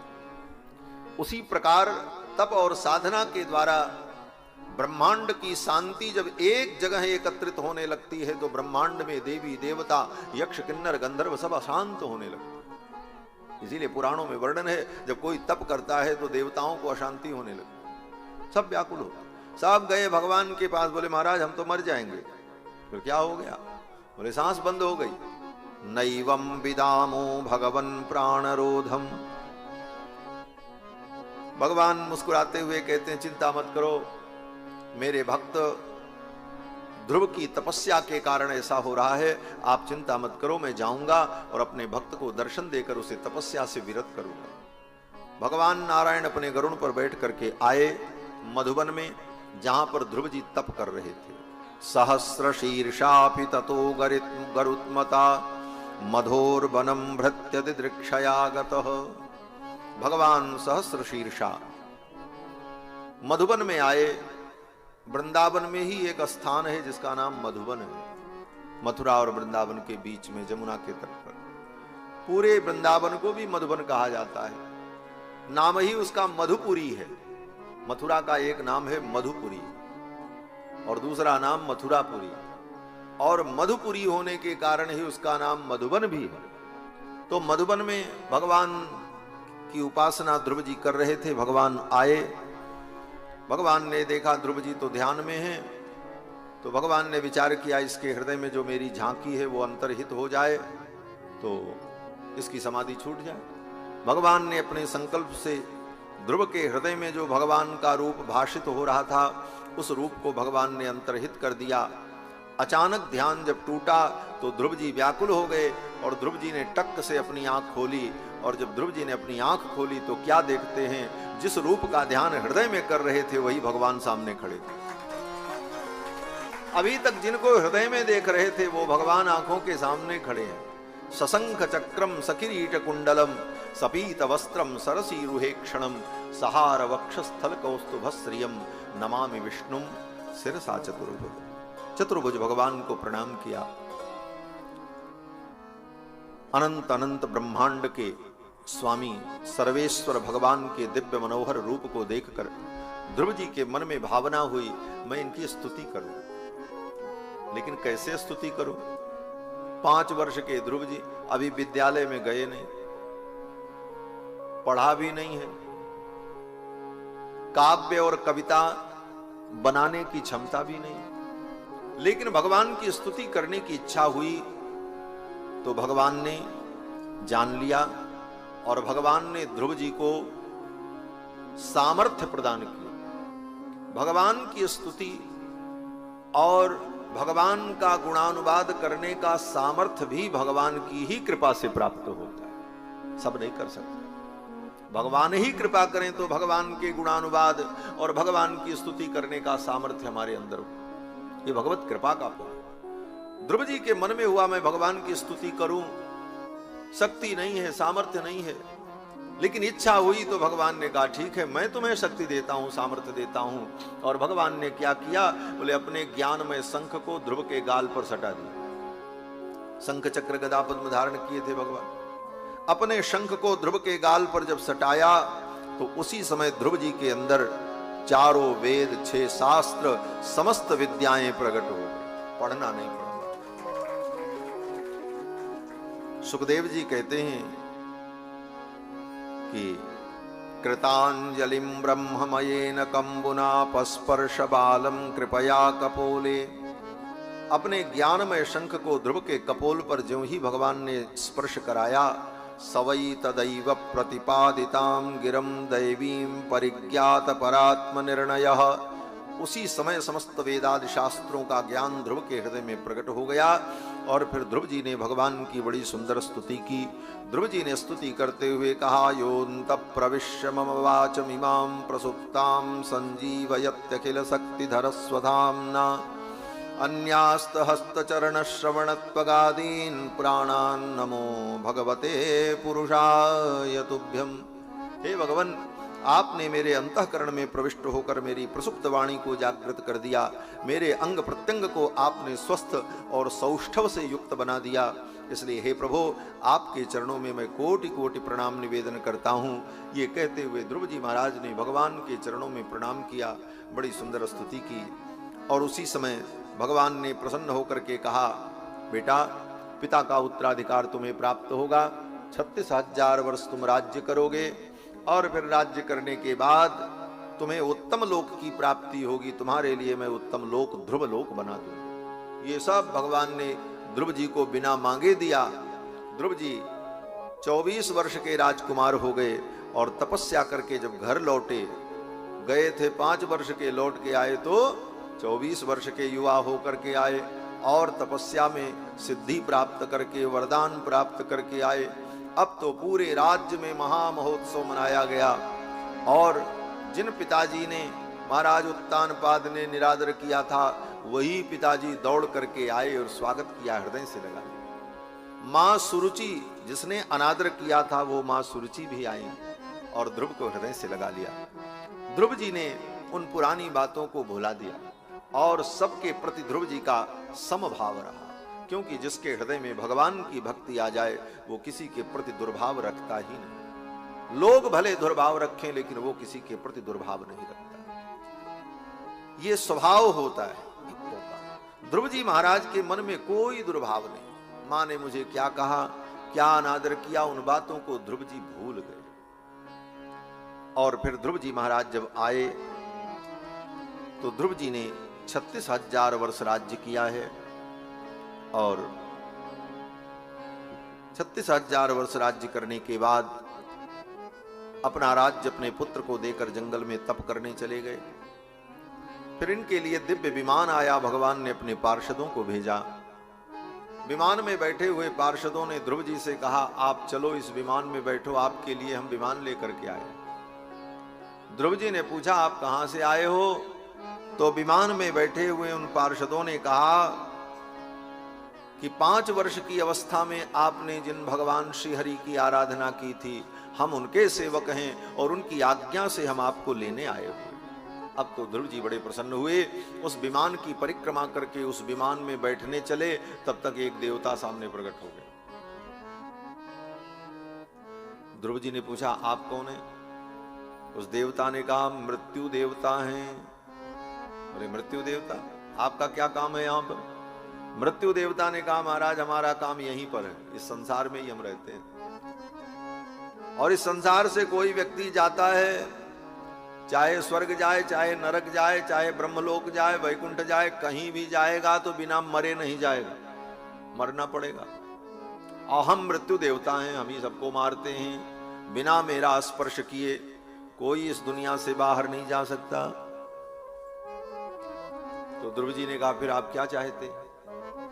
मृत्यु देवता ने कहा, महाराज मैं तो आपका स्पर्श नहीं कर सकता, क्योंकि आप भगवान के परम भक्त हैं। मैं आपका स्पर्श नहीं कर सकता, आपके ऊपर मेरा कोई अधिकार नहीं है, परंतु मृत्युलोक की एक मर्यादा है। बिना मृत्यु का स्पर्श किए कोई व्यक्ति इस दुनिया से बाहर नहीं जा सकता। तो भगवान की बनाई गई इस मर्यादा का पालन आपको भी करना चाहिए। आपको जो रुचिकर लगे आप वैसा आदेश करें। ध्रुव जी समझ गए और मृत्यु देवता मस्तक झुका करके बैठ गए। मृत्यु देवता के मस्तक पर ध्रुव जी ने अपना पैर रखा और विमान में जाकर के बैठ गए।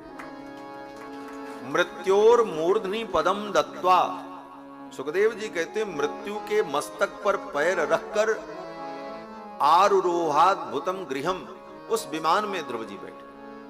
इस कथा का क्या संकेत? इस कथा का यही संकेत है कि जिस मृत्यु पर कोई विजय प्राप्त नहीं कर सकता, लेकिन अगर जीवन में भगवान की उत्कट भक्ति हो तो मृत्यु पर भी विजय प्राप्त की जा सकती है। ये उपाय, तंत्र मंत्र, बड़े बड़े वैज्ञानिक शोधकर्ता आज तक शोध कर रहे हैं मृत्यु का विकल्प क्या है, लेकिन कोई विकल्प नहीं। भगवान की उत्कट भक्ति हो तो वो मृत्यु को भी जीत सकता है। और केवल सतयुग और त्रेता द्वापर में ही नहीं, आज के युग में मृत्यु का मतलब क्या है? ये शरीर हमारा छूट जाता है,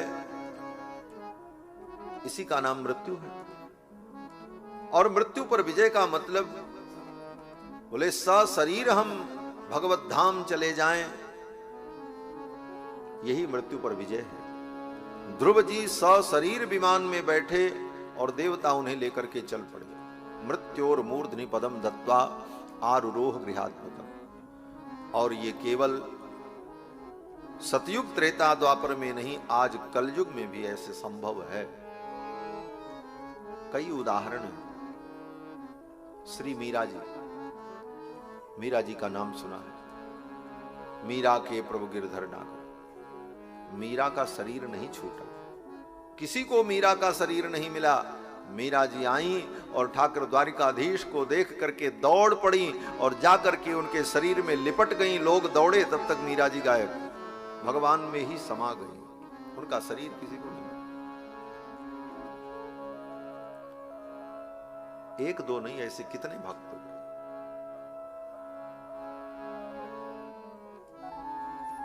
बीबी नाचियार एक मुगल कन्या थी।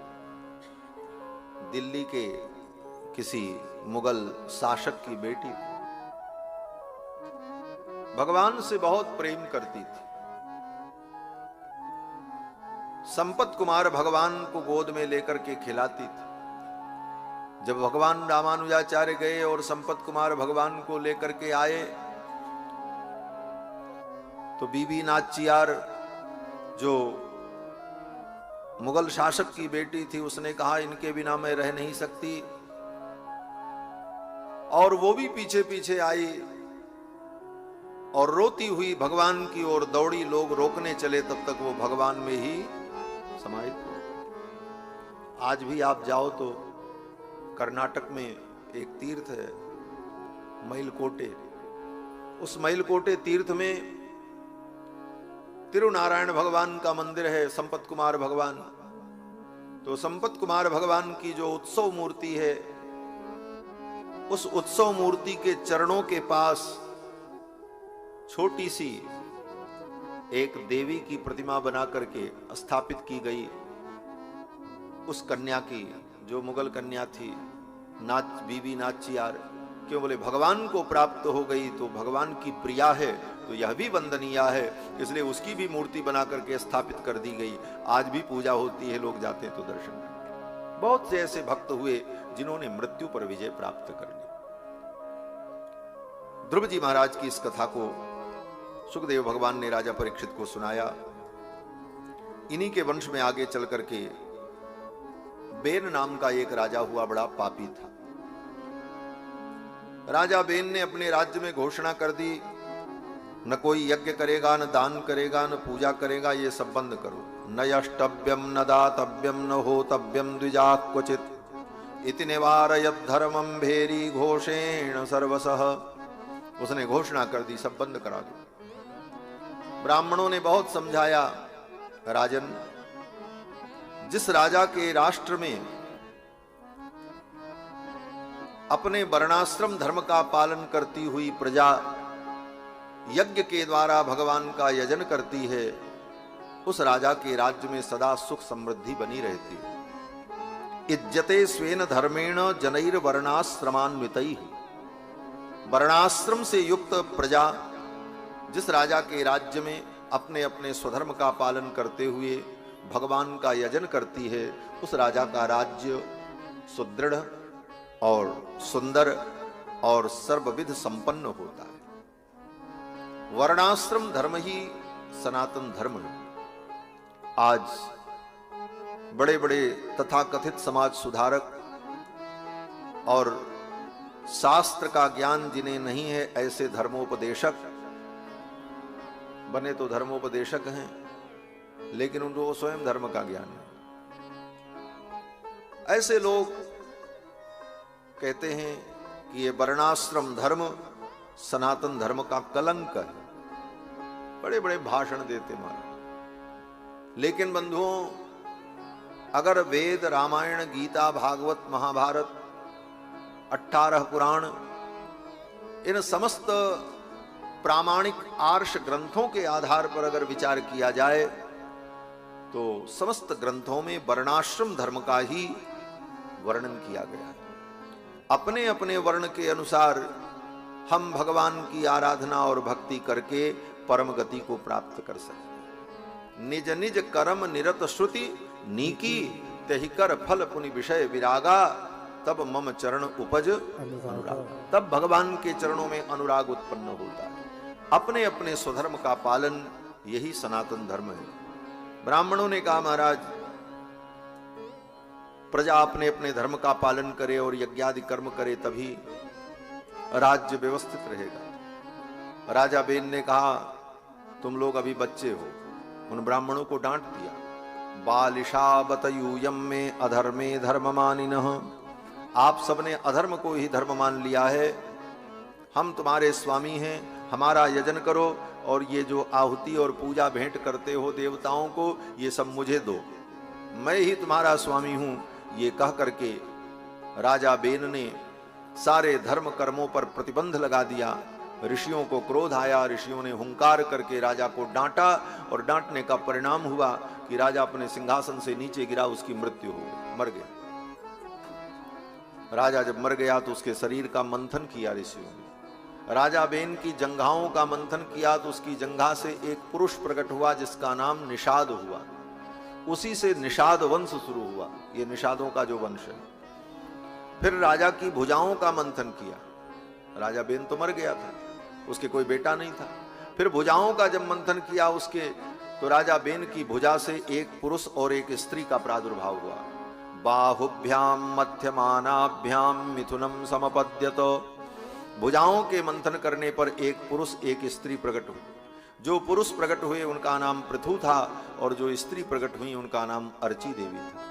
ये पृथु और अर्ची देवी कोई साधारण स्त्री पुरुष नहीं थे, अपितु परम पुरुष भगवान ही पृथु के रूप में प्रकट हुए, और लक्ष्मी जी अर्ची देवी के रूप में प्रकट हुए। ये भगवान का पृथु अवतार हुआ है। बोलो श्री पृथु भगवान की जय। इस अवतार में भगवान ने धरती को सुव्यवस्थित किया है। पहले यह धरती बड़ी उबड़ खाबड़ थी, कहीं खेती होती नहीं हो सकती थी, घर मकान नहीं बन सकते थे।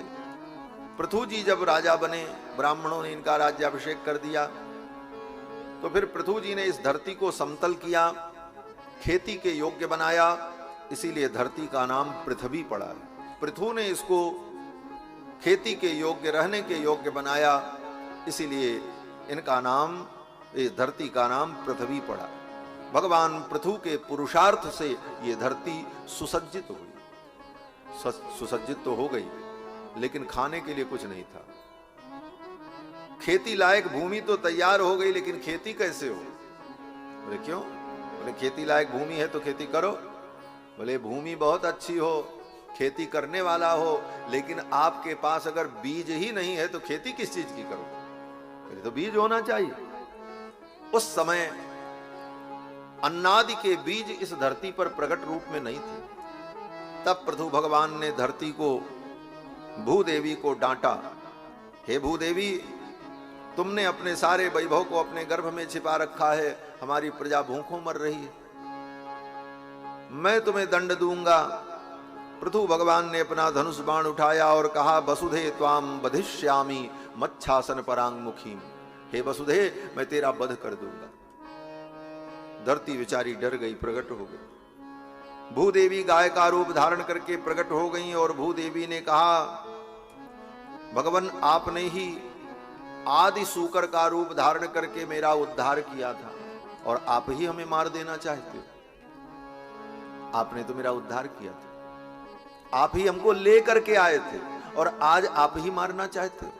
भगवान ने कहा, हाँ, पुरुष ब्याह करके पत्नी को लेकर के आता है ससुराल से, लेकिन वही पत्नी कुछ दिन बीतने के बाद बेटा बेटी जब हो जाए तो वही पत्नी बेटा बेटी को दुख दे, बेटा को रोटी न दे, बच्चों को भोजन न कराए, तो फिर वही पति उस पत्नी को डांटता भी है, शासन भी करता है। जो लेकर के आया वही उसे दंड भी देने के लिए उद्यत होता है। तुम मेरे बेटों को भूखा मार रही हो, बेटे को रोटी नहीं दिया, कैसी हो तुम? जो पत्नी अत्यंत प्रिय थी उसी पत्नी पर वो शासन करता है, जिस पत्नी को प्रेम से लेकर के आया। तो भगवान कहते हैं, हाँ हाँ, मैंने तुम्हारा उद्धार किया, हम तुम्हें लेकर के आए, लेकिन आज ये मेरी प्रजा भूखों मर रही है, इसलिए मैं तुम्हें दंड दूंगा।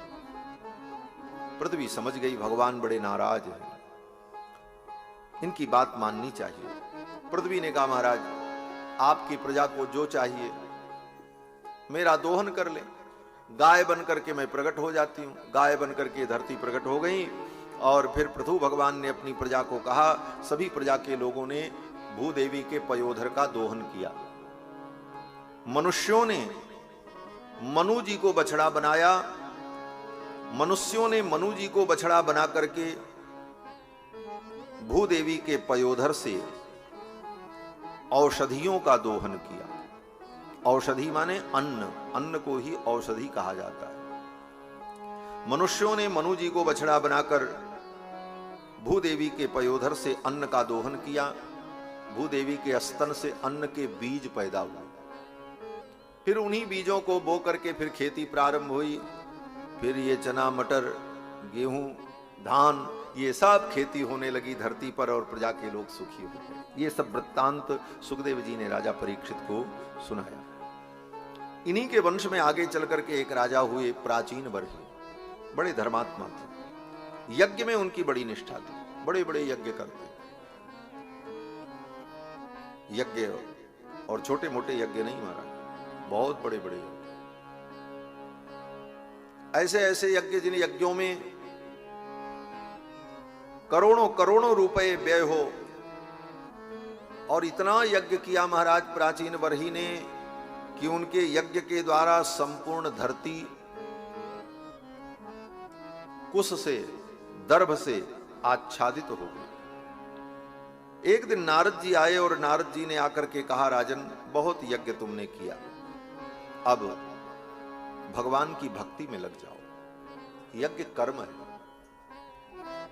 कर्मकांड के द्वारा अंतःकरण की शुद्धि होती है और अंतःकरण की शुद्धि होने के बाद भक्ति, ज्ञान, वैराग्य हमारे हृदय में दृढ़ हो, ये लक्ष्य है। और कर्म ही हम करते रहें जीवन भर, जीवन में भक्ति ना आई, न ज्ञान हुआ, तो फिर वो शुष्क कर्म, सूखा कर्म, नीरस कर्म, उसका कोई प्रयोजन नहीं बनता। नारद जी ने आकर के कहा, राजन तुमने बहुत कर्म किया, बड़े बड़े यज्ञ किए, क्षत्रियों का धर्म है यज्ञ करना, आपने यज्ञ के द्वारा यज्ञ पुरुष की आराधना की, अब इन यज्ञों से विरत होकर भगवान की भक्ति में लग जाओ। लेकिन कर्म करने का अभ्यास था राजा का, जो अभ्यास हो जाता वो छूटता नहीं महाराज, वो चलता ही रहता। नारद जी ने आकर के कहा, राजन देखो, अब जब राजा ऐसे नहीं माना तो नारद जी ने एक उपाय किया। नारद जी ने कहा, देखो राजन, जो यज्ञ तुमने किया उन यज्ञों में तुमने अनेक पशुओं का वध किया। बहुत से ऐसे यज्ञ होते हैं जिन यज्ञों में पशु की हिंसा अनिवार्य हो जाती है।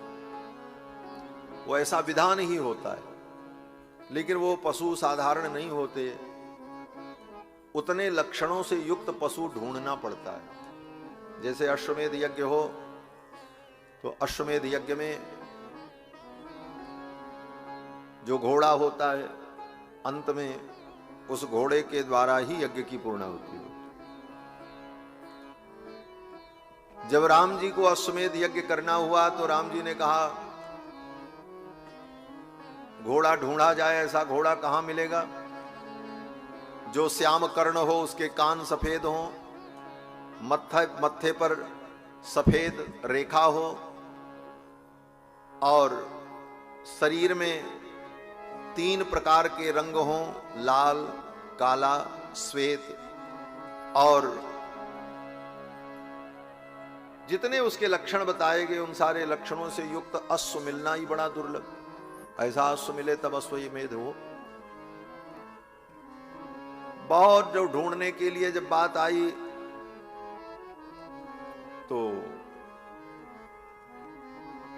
भगवान श्री राम ने कहा हमारी अश्वशाला में चयन किया जाए। तो जब राम जी के अश्वशाला में जाकर के देखा आचार्यों ने, ब्राह्मणों ने, तो 1 नहीं 2 नहीं, सैकड़ों श्याम कर्ण अश्व राम जी की अश्वशाला में थे। वो दिव्य जीवात्मा राम जी के द्वारा यज्ञ में प्रयुक्त होकर आत्म कल्याण के लिए अयोध्या में प्रकट थे। फिर उन अश्वों के द्वारा राम जी का अनेक अश्वमेध यज्ञ हुआ। तो यज्ञों में ये विधि है और वो बड़ा गंभीर विषय है। उस विषय पर यहां कोई चर्चा हमें नहीं करनी है, केवल हम आपको संकेत करते हैं। तो प्राचीन बरही राजा भी ऐसे यज्ञ करते रहे। नारद जी ने आकर के राजा को कहा राजन अब ये यज्ञ बंद कर दो, जिन पशुओं को तुमने यज्ञ में मारा है ये सब पशु आकाश में खड़े होकर के तुम्हारी प्रतीक्षा कर रहे हैं। मरने के बाद यहां से गए और सब तैयार बैठे हैं। बोले क्यों तैयार बैठे? बोले ये राजा आवे तो इसको भी हम मारें, इसने हमको मारा था। भो भो प्रजापते राजन पशून पश्य त्वयाध्वरे। हे राजन, यज्ञ में जिन पशुओं को तुमने मारा वो सब तुम्हारी प्रतीक्षा कर रहे। एते त्वाम संप्रतीक्षन्ते स्मरंतो वैशसम तव। राजा ने जब आकाश में देखा तो वो सब पशु दिखाई पड़े। राजा ने कहा महाराज अब हम क्या करें, कहां जाएं? राजा भयभीत हो गया। नारद जी ने कहा भयभीत मत हो, अब मैं जो कह रहा हूं वो करो। बोले क्या करें? बोले भगवान की भक्ति करो, इन कर्मों को प्रणाम कर लो और अब भगवान की भक्ति में लग जाओ।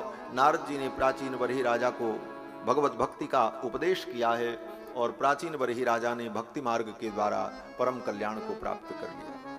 इसके बाद मनु जी महाराज के द्वितीय पुत्र प्रियव्रत के वंश का वर्णन किया।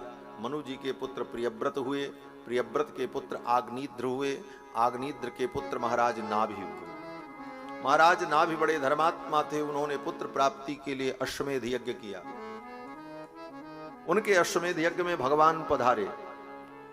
भगवान ने कहा वरदान मांगो, क्या चाहिए? महाराज नाभि ने कहा महाराज आपके समान हमको पुत्र चाहिए। भगवान से यही मांगा, आपके समान पुत्र चाहिए।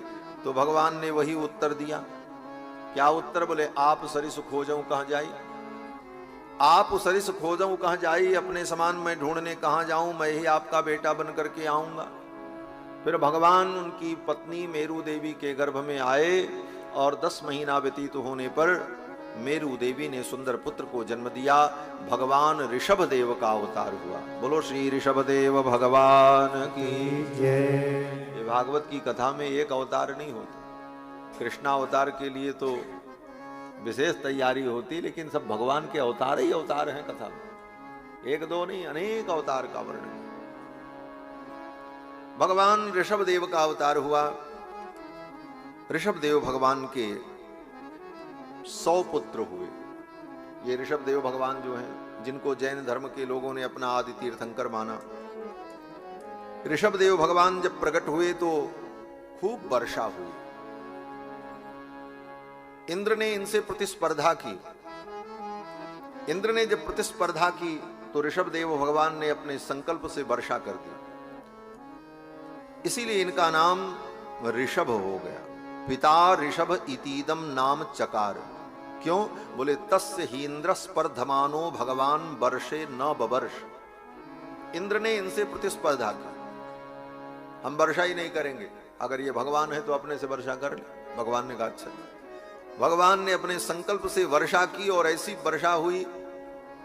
पिताजी ने कहा अरे ये बालक तो बड़ा चमत्कारी है, तो नाम रख दिया वृषभ को। ऋषभ, ऋषभ और वृषभ ये दोनों का एक ही अर्थ होता है। ऋषभो वै वृषभा, वृषभो वै ऋषभा, दोनों का एक ही अर्थ है। ऋषभ का मतलब जो कामनाओं की वर्षा करता। भगवान ऋषभ देव ने धर्म पूर्वक अपनी प्रजा का पालन किया।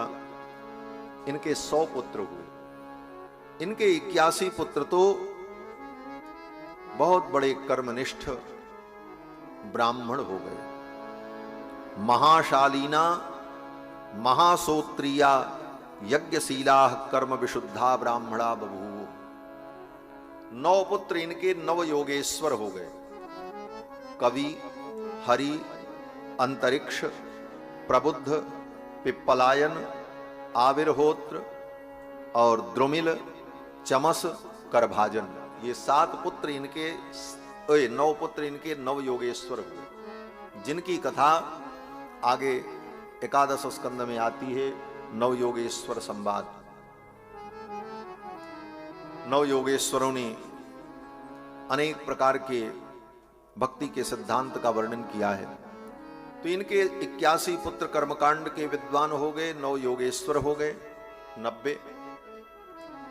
9 पुत्र इनके अलग अलग 9 देशों के राजा बने, और जो सबसे बड़े पुत्र थे उनका नाम भरत था, वो इस देश के राजा हुए, इसीलिए इस देश का नाम भारतवर्ष पड़ा। महाराज भरत ऋषभ देव के पुत्र थे। ये भगवान ऋषभ देव का अवतार भी अयोध्या में हुआ। ऋषभ देव भगवान का अवतार अयोध्या में हुआ, और जिसके नाम पर इस देश का नाम भारतवर्ष पड़ा, वे भरत, ऋषभ देव के पुत्र जो भरत, उनका भी जन्म अयोध्या में ही हुआ।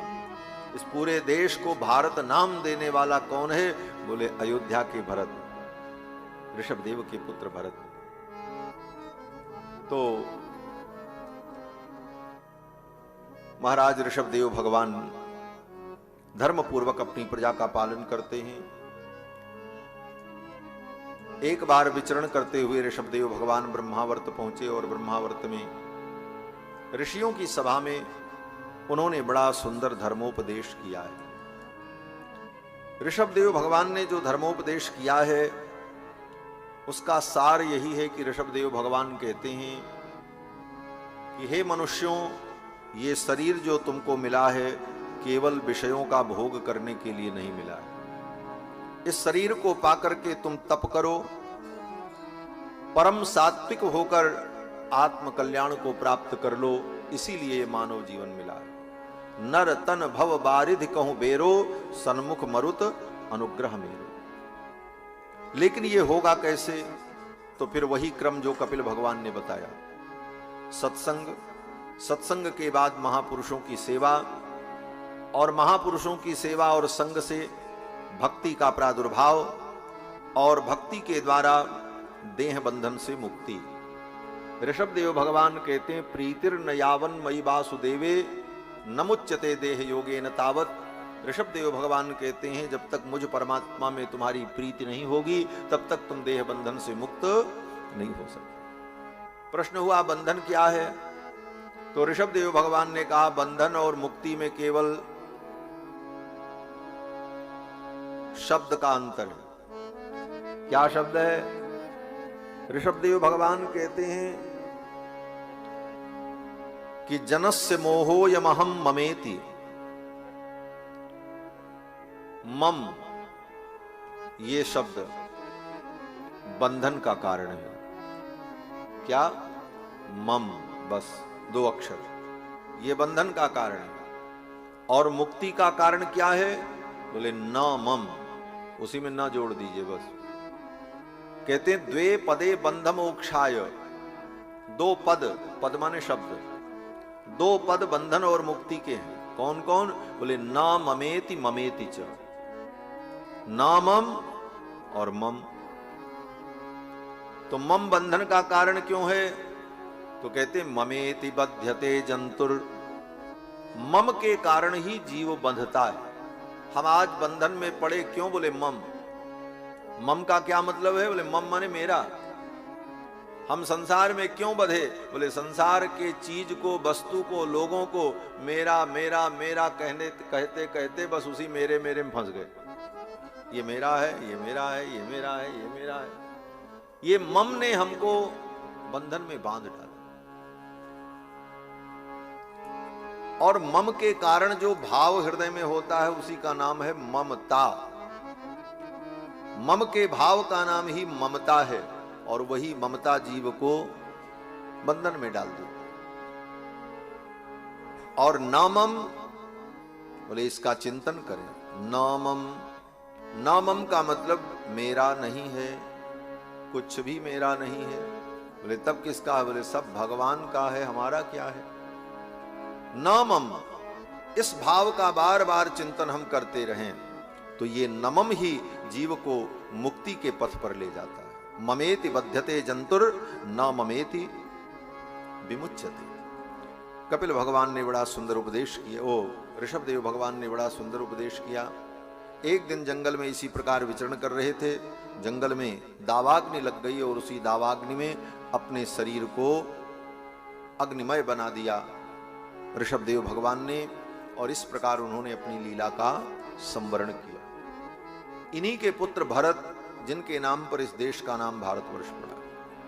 भरत जी ने भी अपनी परंपरा के अनुकूल राज्य का पालन किया और चौथी अवस्था में राज्य छोड़कर तप करने गए। लेकिन उनके साथ एक बड़ी विचित्र घटना हुई।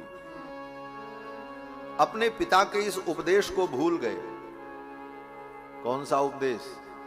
मम और न मम।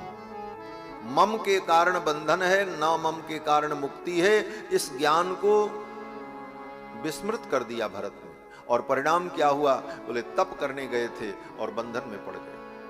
हुआ ये कि एक दिन नदी में स्नान करके संध्या वंदन कर रहे थे, तब तक उधर से एक हिरनी आई, वो गर्भवती थी। सिंह ने जंगल में गर्जना की, वो हिरनी डर गई और भागी। उसका बच्चा वहीं प्रकट हो गया, गर्भपात हो गया। वह हिरनी तो पीड़ा के कारण मर गई। अब उसका छोटा सा बच्चा उसी पानी में, ठंडे पानी में फड़फड़ फड़फड़ कर रहा था। भरत जी को दया आ गई, उस बच्चे को उठा लिया। बोले इसकी मां मर गई है, इसको दूध कौन पिलाएगा? ये तो भाग भी नहीं पाएगा, कोई हिंसक जीव इसको मार के खा जाएगा। इसकी रक्षा होनी चाहिए। दया के परवश होकर भरत जी उस बच्चे को लेकर अपने कुटिया में आए। बहुत अच्छा काम किया। जीव पर दया करनी चाहिए। दया परम धर्म है। परहित सरिस धर्म नहीं भाई, पर पीड़ा सम नहीं अधमाई। परहित से बड़ा कोई धर्म नहीं है। इस भाव से भरत जी उस हिरण के बच्चे को, हिरण शावक को लेकर अपनी कुटिया में आए। दूध पिलाकर, फलों का रस पिलाकर उसका पालन किया।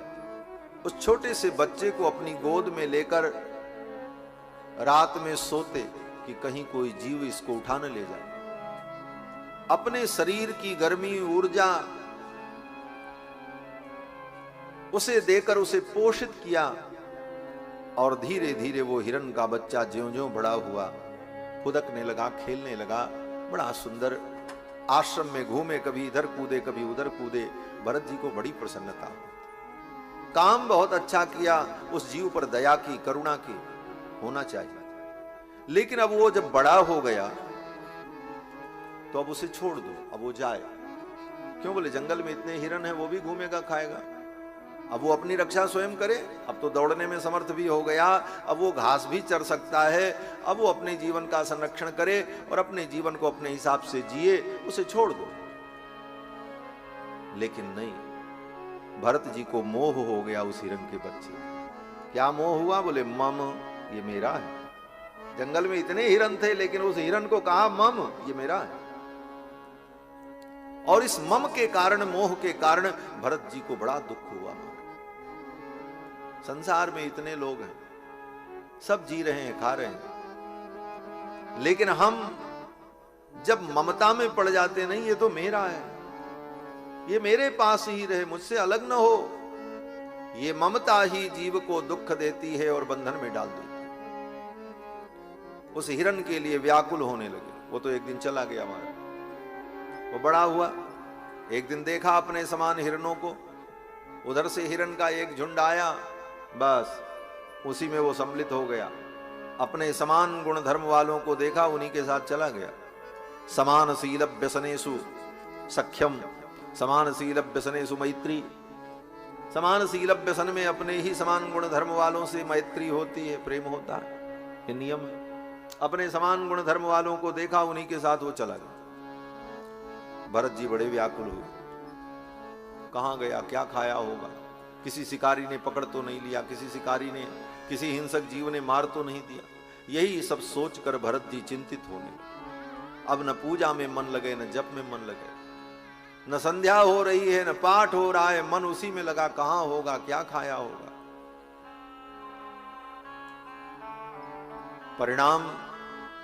परिणाम बड़ा भयानक।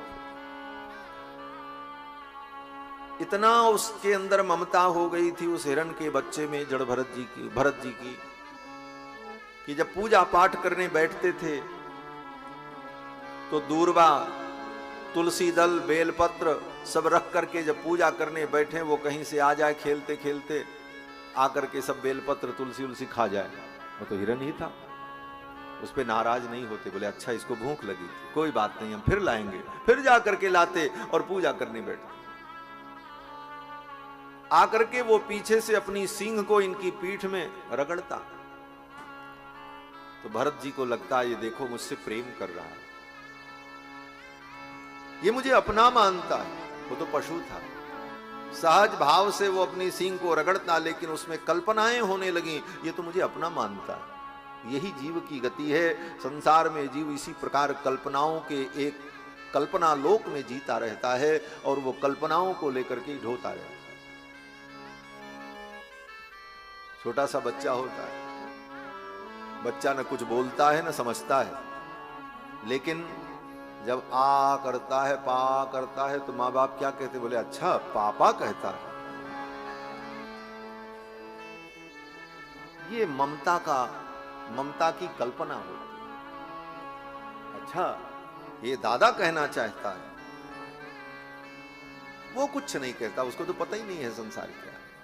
लेकिन हम अपनी ममता के कारण अपनी भावनाओं का एक अलग संसार सृजित करने लगते हैं, और उसी में हम भटक जाते हैं।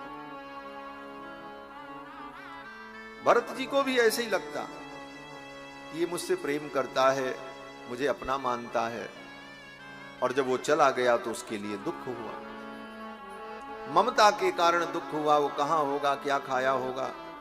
और संयोग से उसी समय भरत जी की मृत्यु आ गई।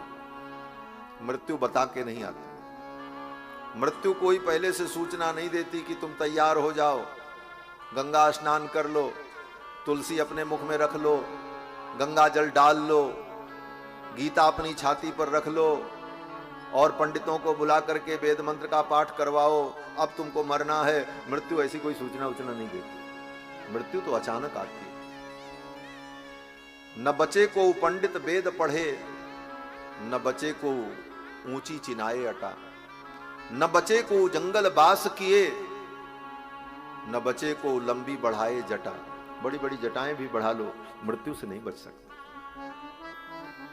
क्यों? बोले काल, मृत्यु कभी भी कहीं भी आ जाएगी।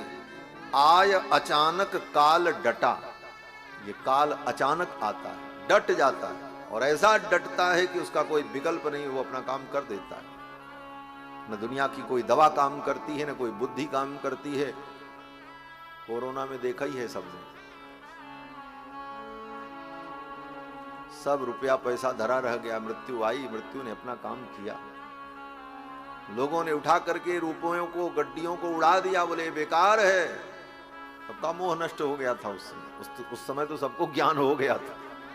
कोरोना ने एक बार संसार के मोह का नाश तो कराया, लेकिन फिर जीव अपने अपने कार्यों में प्रवृत्त होकर इसी संसार में प्रवृत्त रहता।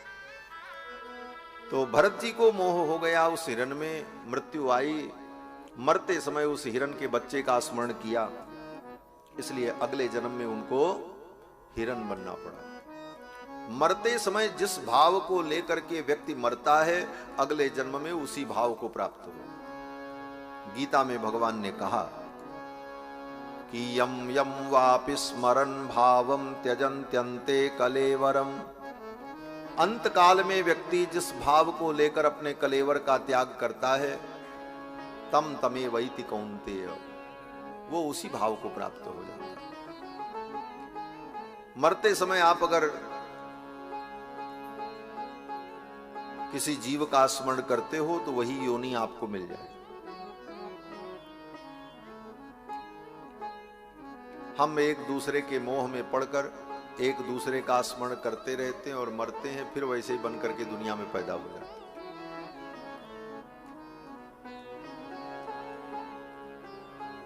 परिवार में बेटा बेटी के मोह में पड़कर हम उन्हीं का स्मरण करते हुए जब मरते हैं, तो अगले जन्म में उसी घर में फिर व्यक्ति पैदा हो जाता है, नाती पोता बनकर के पैदा होता है, पोता पर पोता बनकर के पैदा होता है। माताएं गोद में बच्चे को लेकर के कहती, देखो इसकी नाक जो है दादा जैसी है। दादा को पड़ा है, बोले दादा को नहीं पड़ा है, दादा ही आकर के पड़े हैं। दादा को नहीं पड़ा, दादा ही आकर के पड़े हैं। यही संसार है। ये केवल हंसने के लिए नहीं, ये सब यथार्थ है। गीता जब पढ़ेंगे आप, उपनिषद पढ़ेंगे, इन सारी बातों का स्पष्टीकरण हो जाएगा। हम तो केवल संक्षेप में केवल आपको सूत्र बता रहे, समझने का तरीका। जीव इसी मोह के कारण संसार में बार बार जन्म लेता है। पुनरपि जननम पुनरपि मरणम पुनरपि जननी जठरे शयनम। ये तो कहो कि भगवान की बहुत बड़ी कृपा है कि मरने के बाद व्यक्ति जब अगला जन्म लेता है तो पिछले जन्म की सारी बातें उसे भूल जाती है। ये बहुत बड़ी भगवान की कृपा है। अगर पिछले जन्म का याद रहे तो इस जन्म वाले परिवार के लोग तो नाकों चना चबाए रहते, पिछले जन्म वाले भी आ जाएंगे तब क्या होगा सोचो। इस जन्म में तो हालत खराब है और पिछले जन्म वाले भी आ जाए, वो कहें हाँ तो पिछले जन्म के मेरे बाप थे, लाओ हमको इतना दो। कहां कहां वो समझेगा, कहां कहां निपटेगा महाराज। ये तो भगवान की कृपा है कि पिछले जन्म की स्मृतियां नहीं रहती।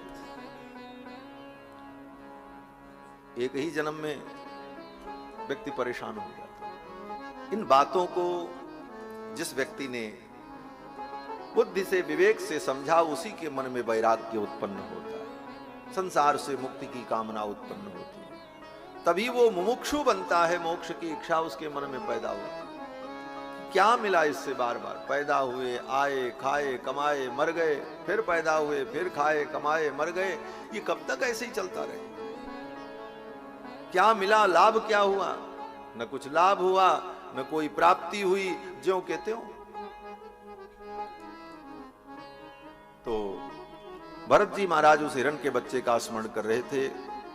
मरने के बाद अगले जन्म में हिरण हो गए। जब हिरण बने तो पूर्व जन्म के संस्कार के कारण ये ज्ञान बना रहा।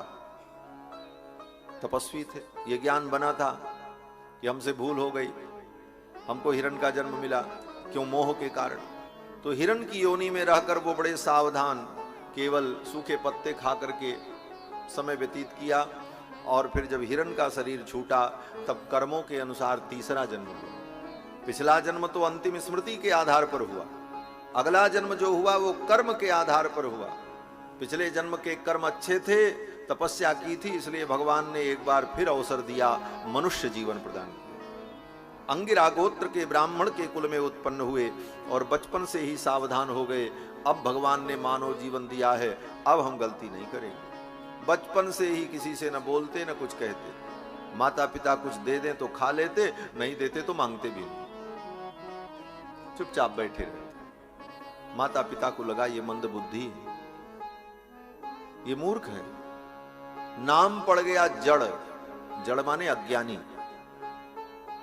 और नाम क्या हुआ? बोले जड़ भरत। पिछले जन्म का जो नाम भरत था वही नाम इस जन्म में भी पड़ा, लेकिन जड़ का विशेषण लग गया, जड़ भरत, और सब उनको जड़ कहते। बोले ये तो अज्ञानी, चुपचाप बैठे रहते। शरीर पर मक्खियां भी आकर के बैठ जाएं तो हटाते नहीं, बैठे रहते। कोई ला करके कुछ खाने को दे दे तो खा लेते, और न दे तो फिर मांगते भी।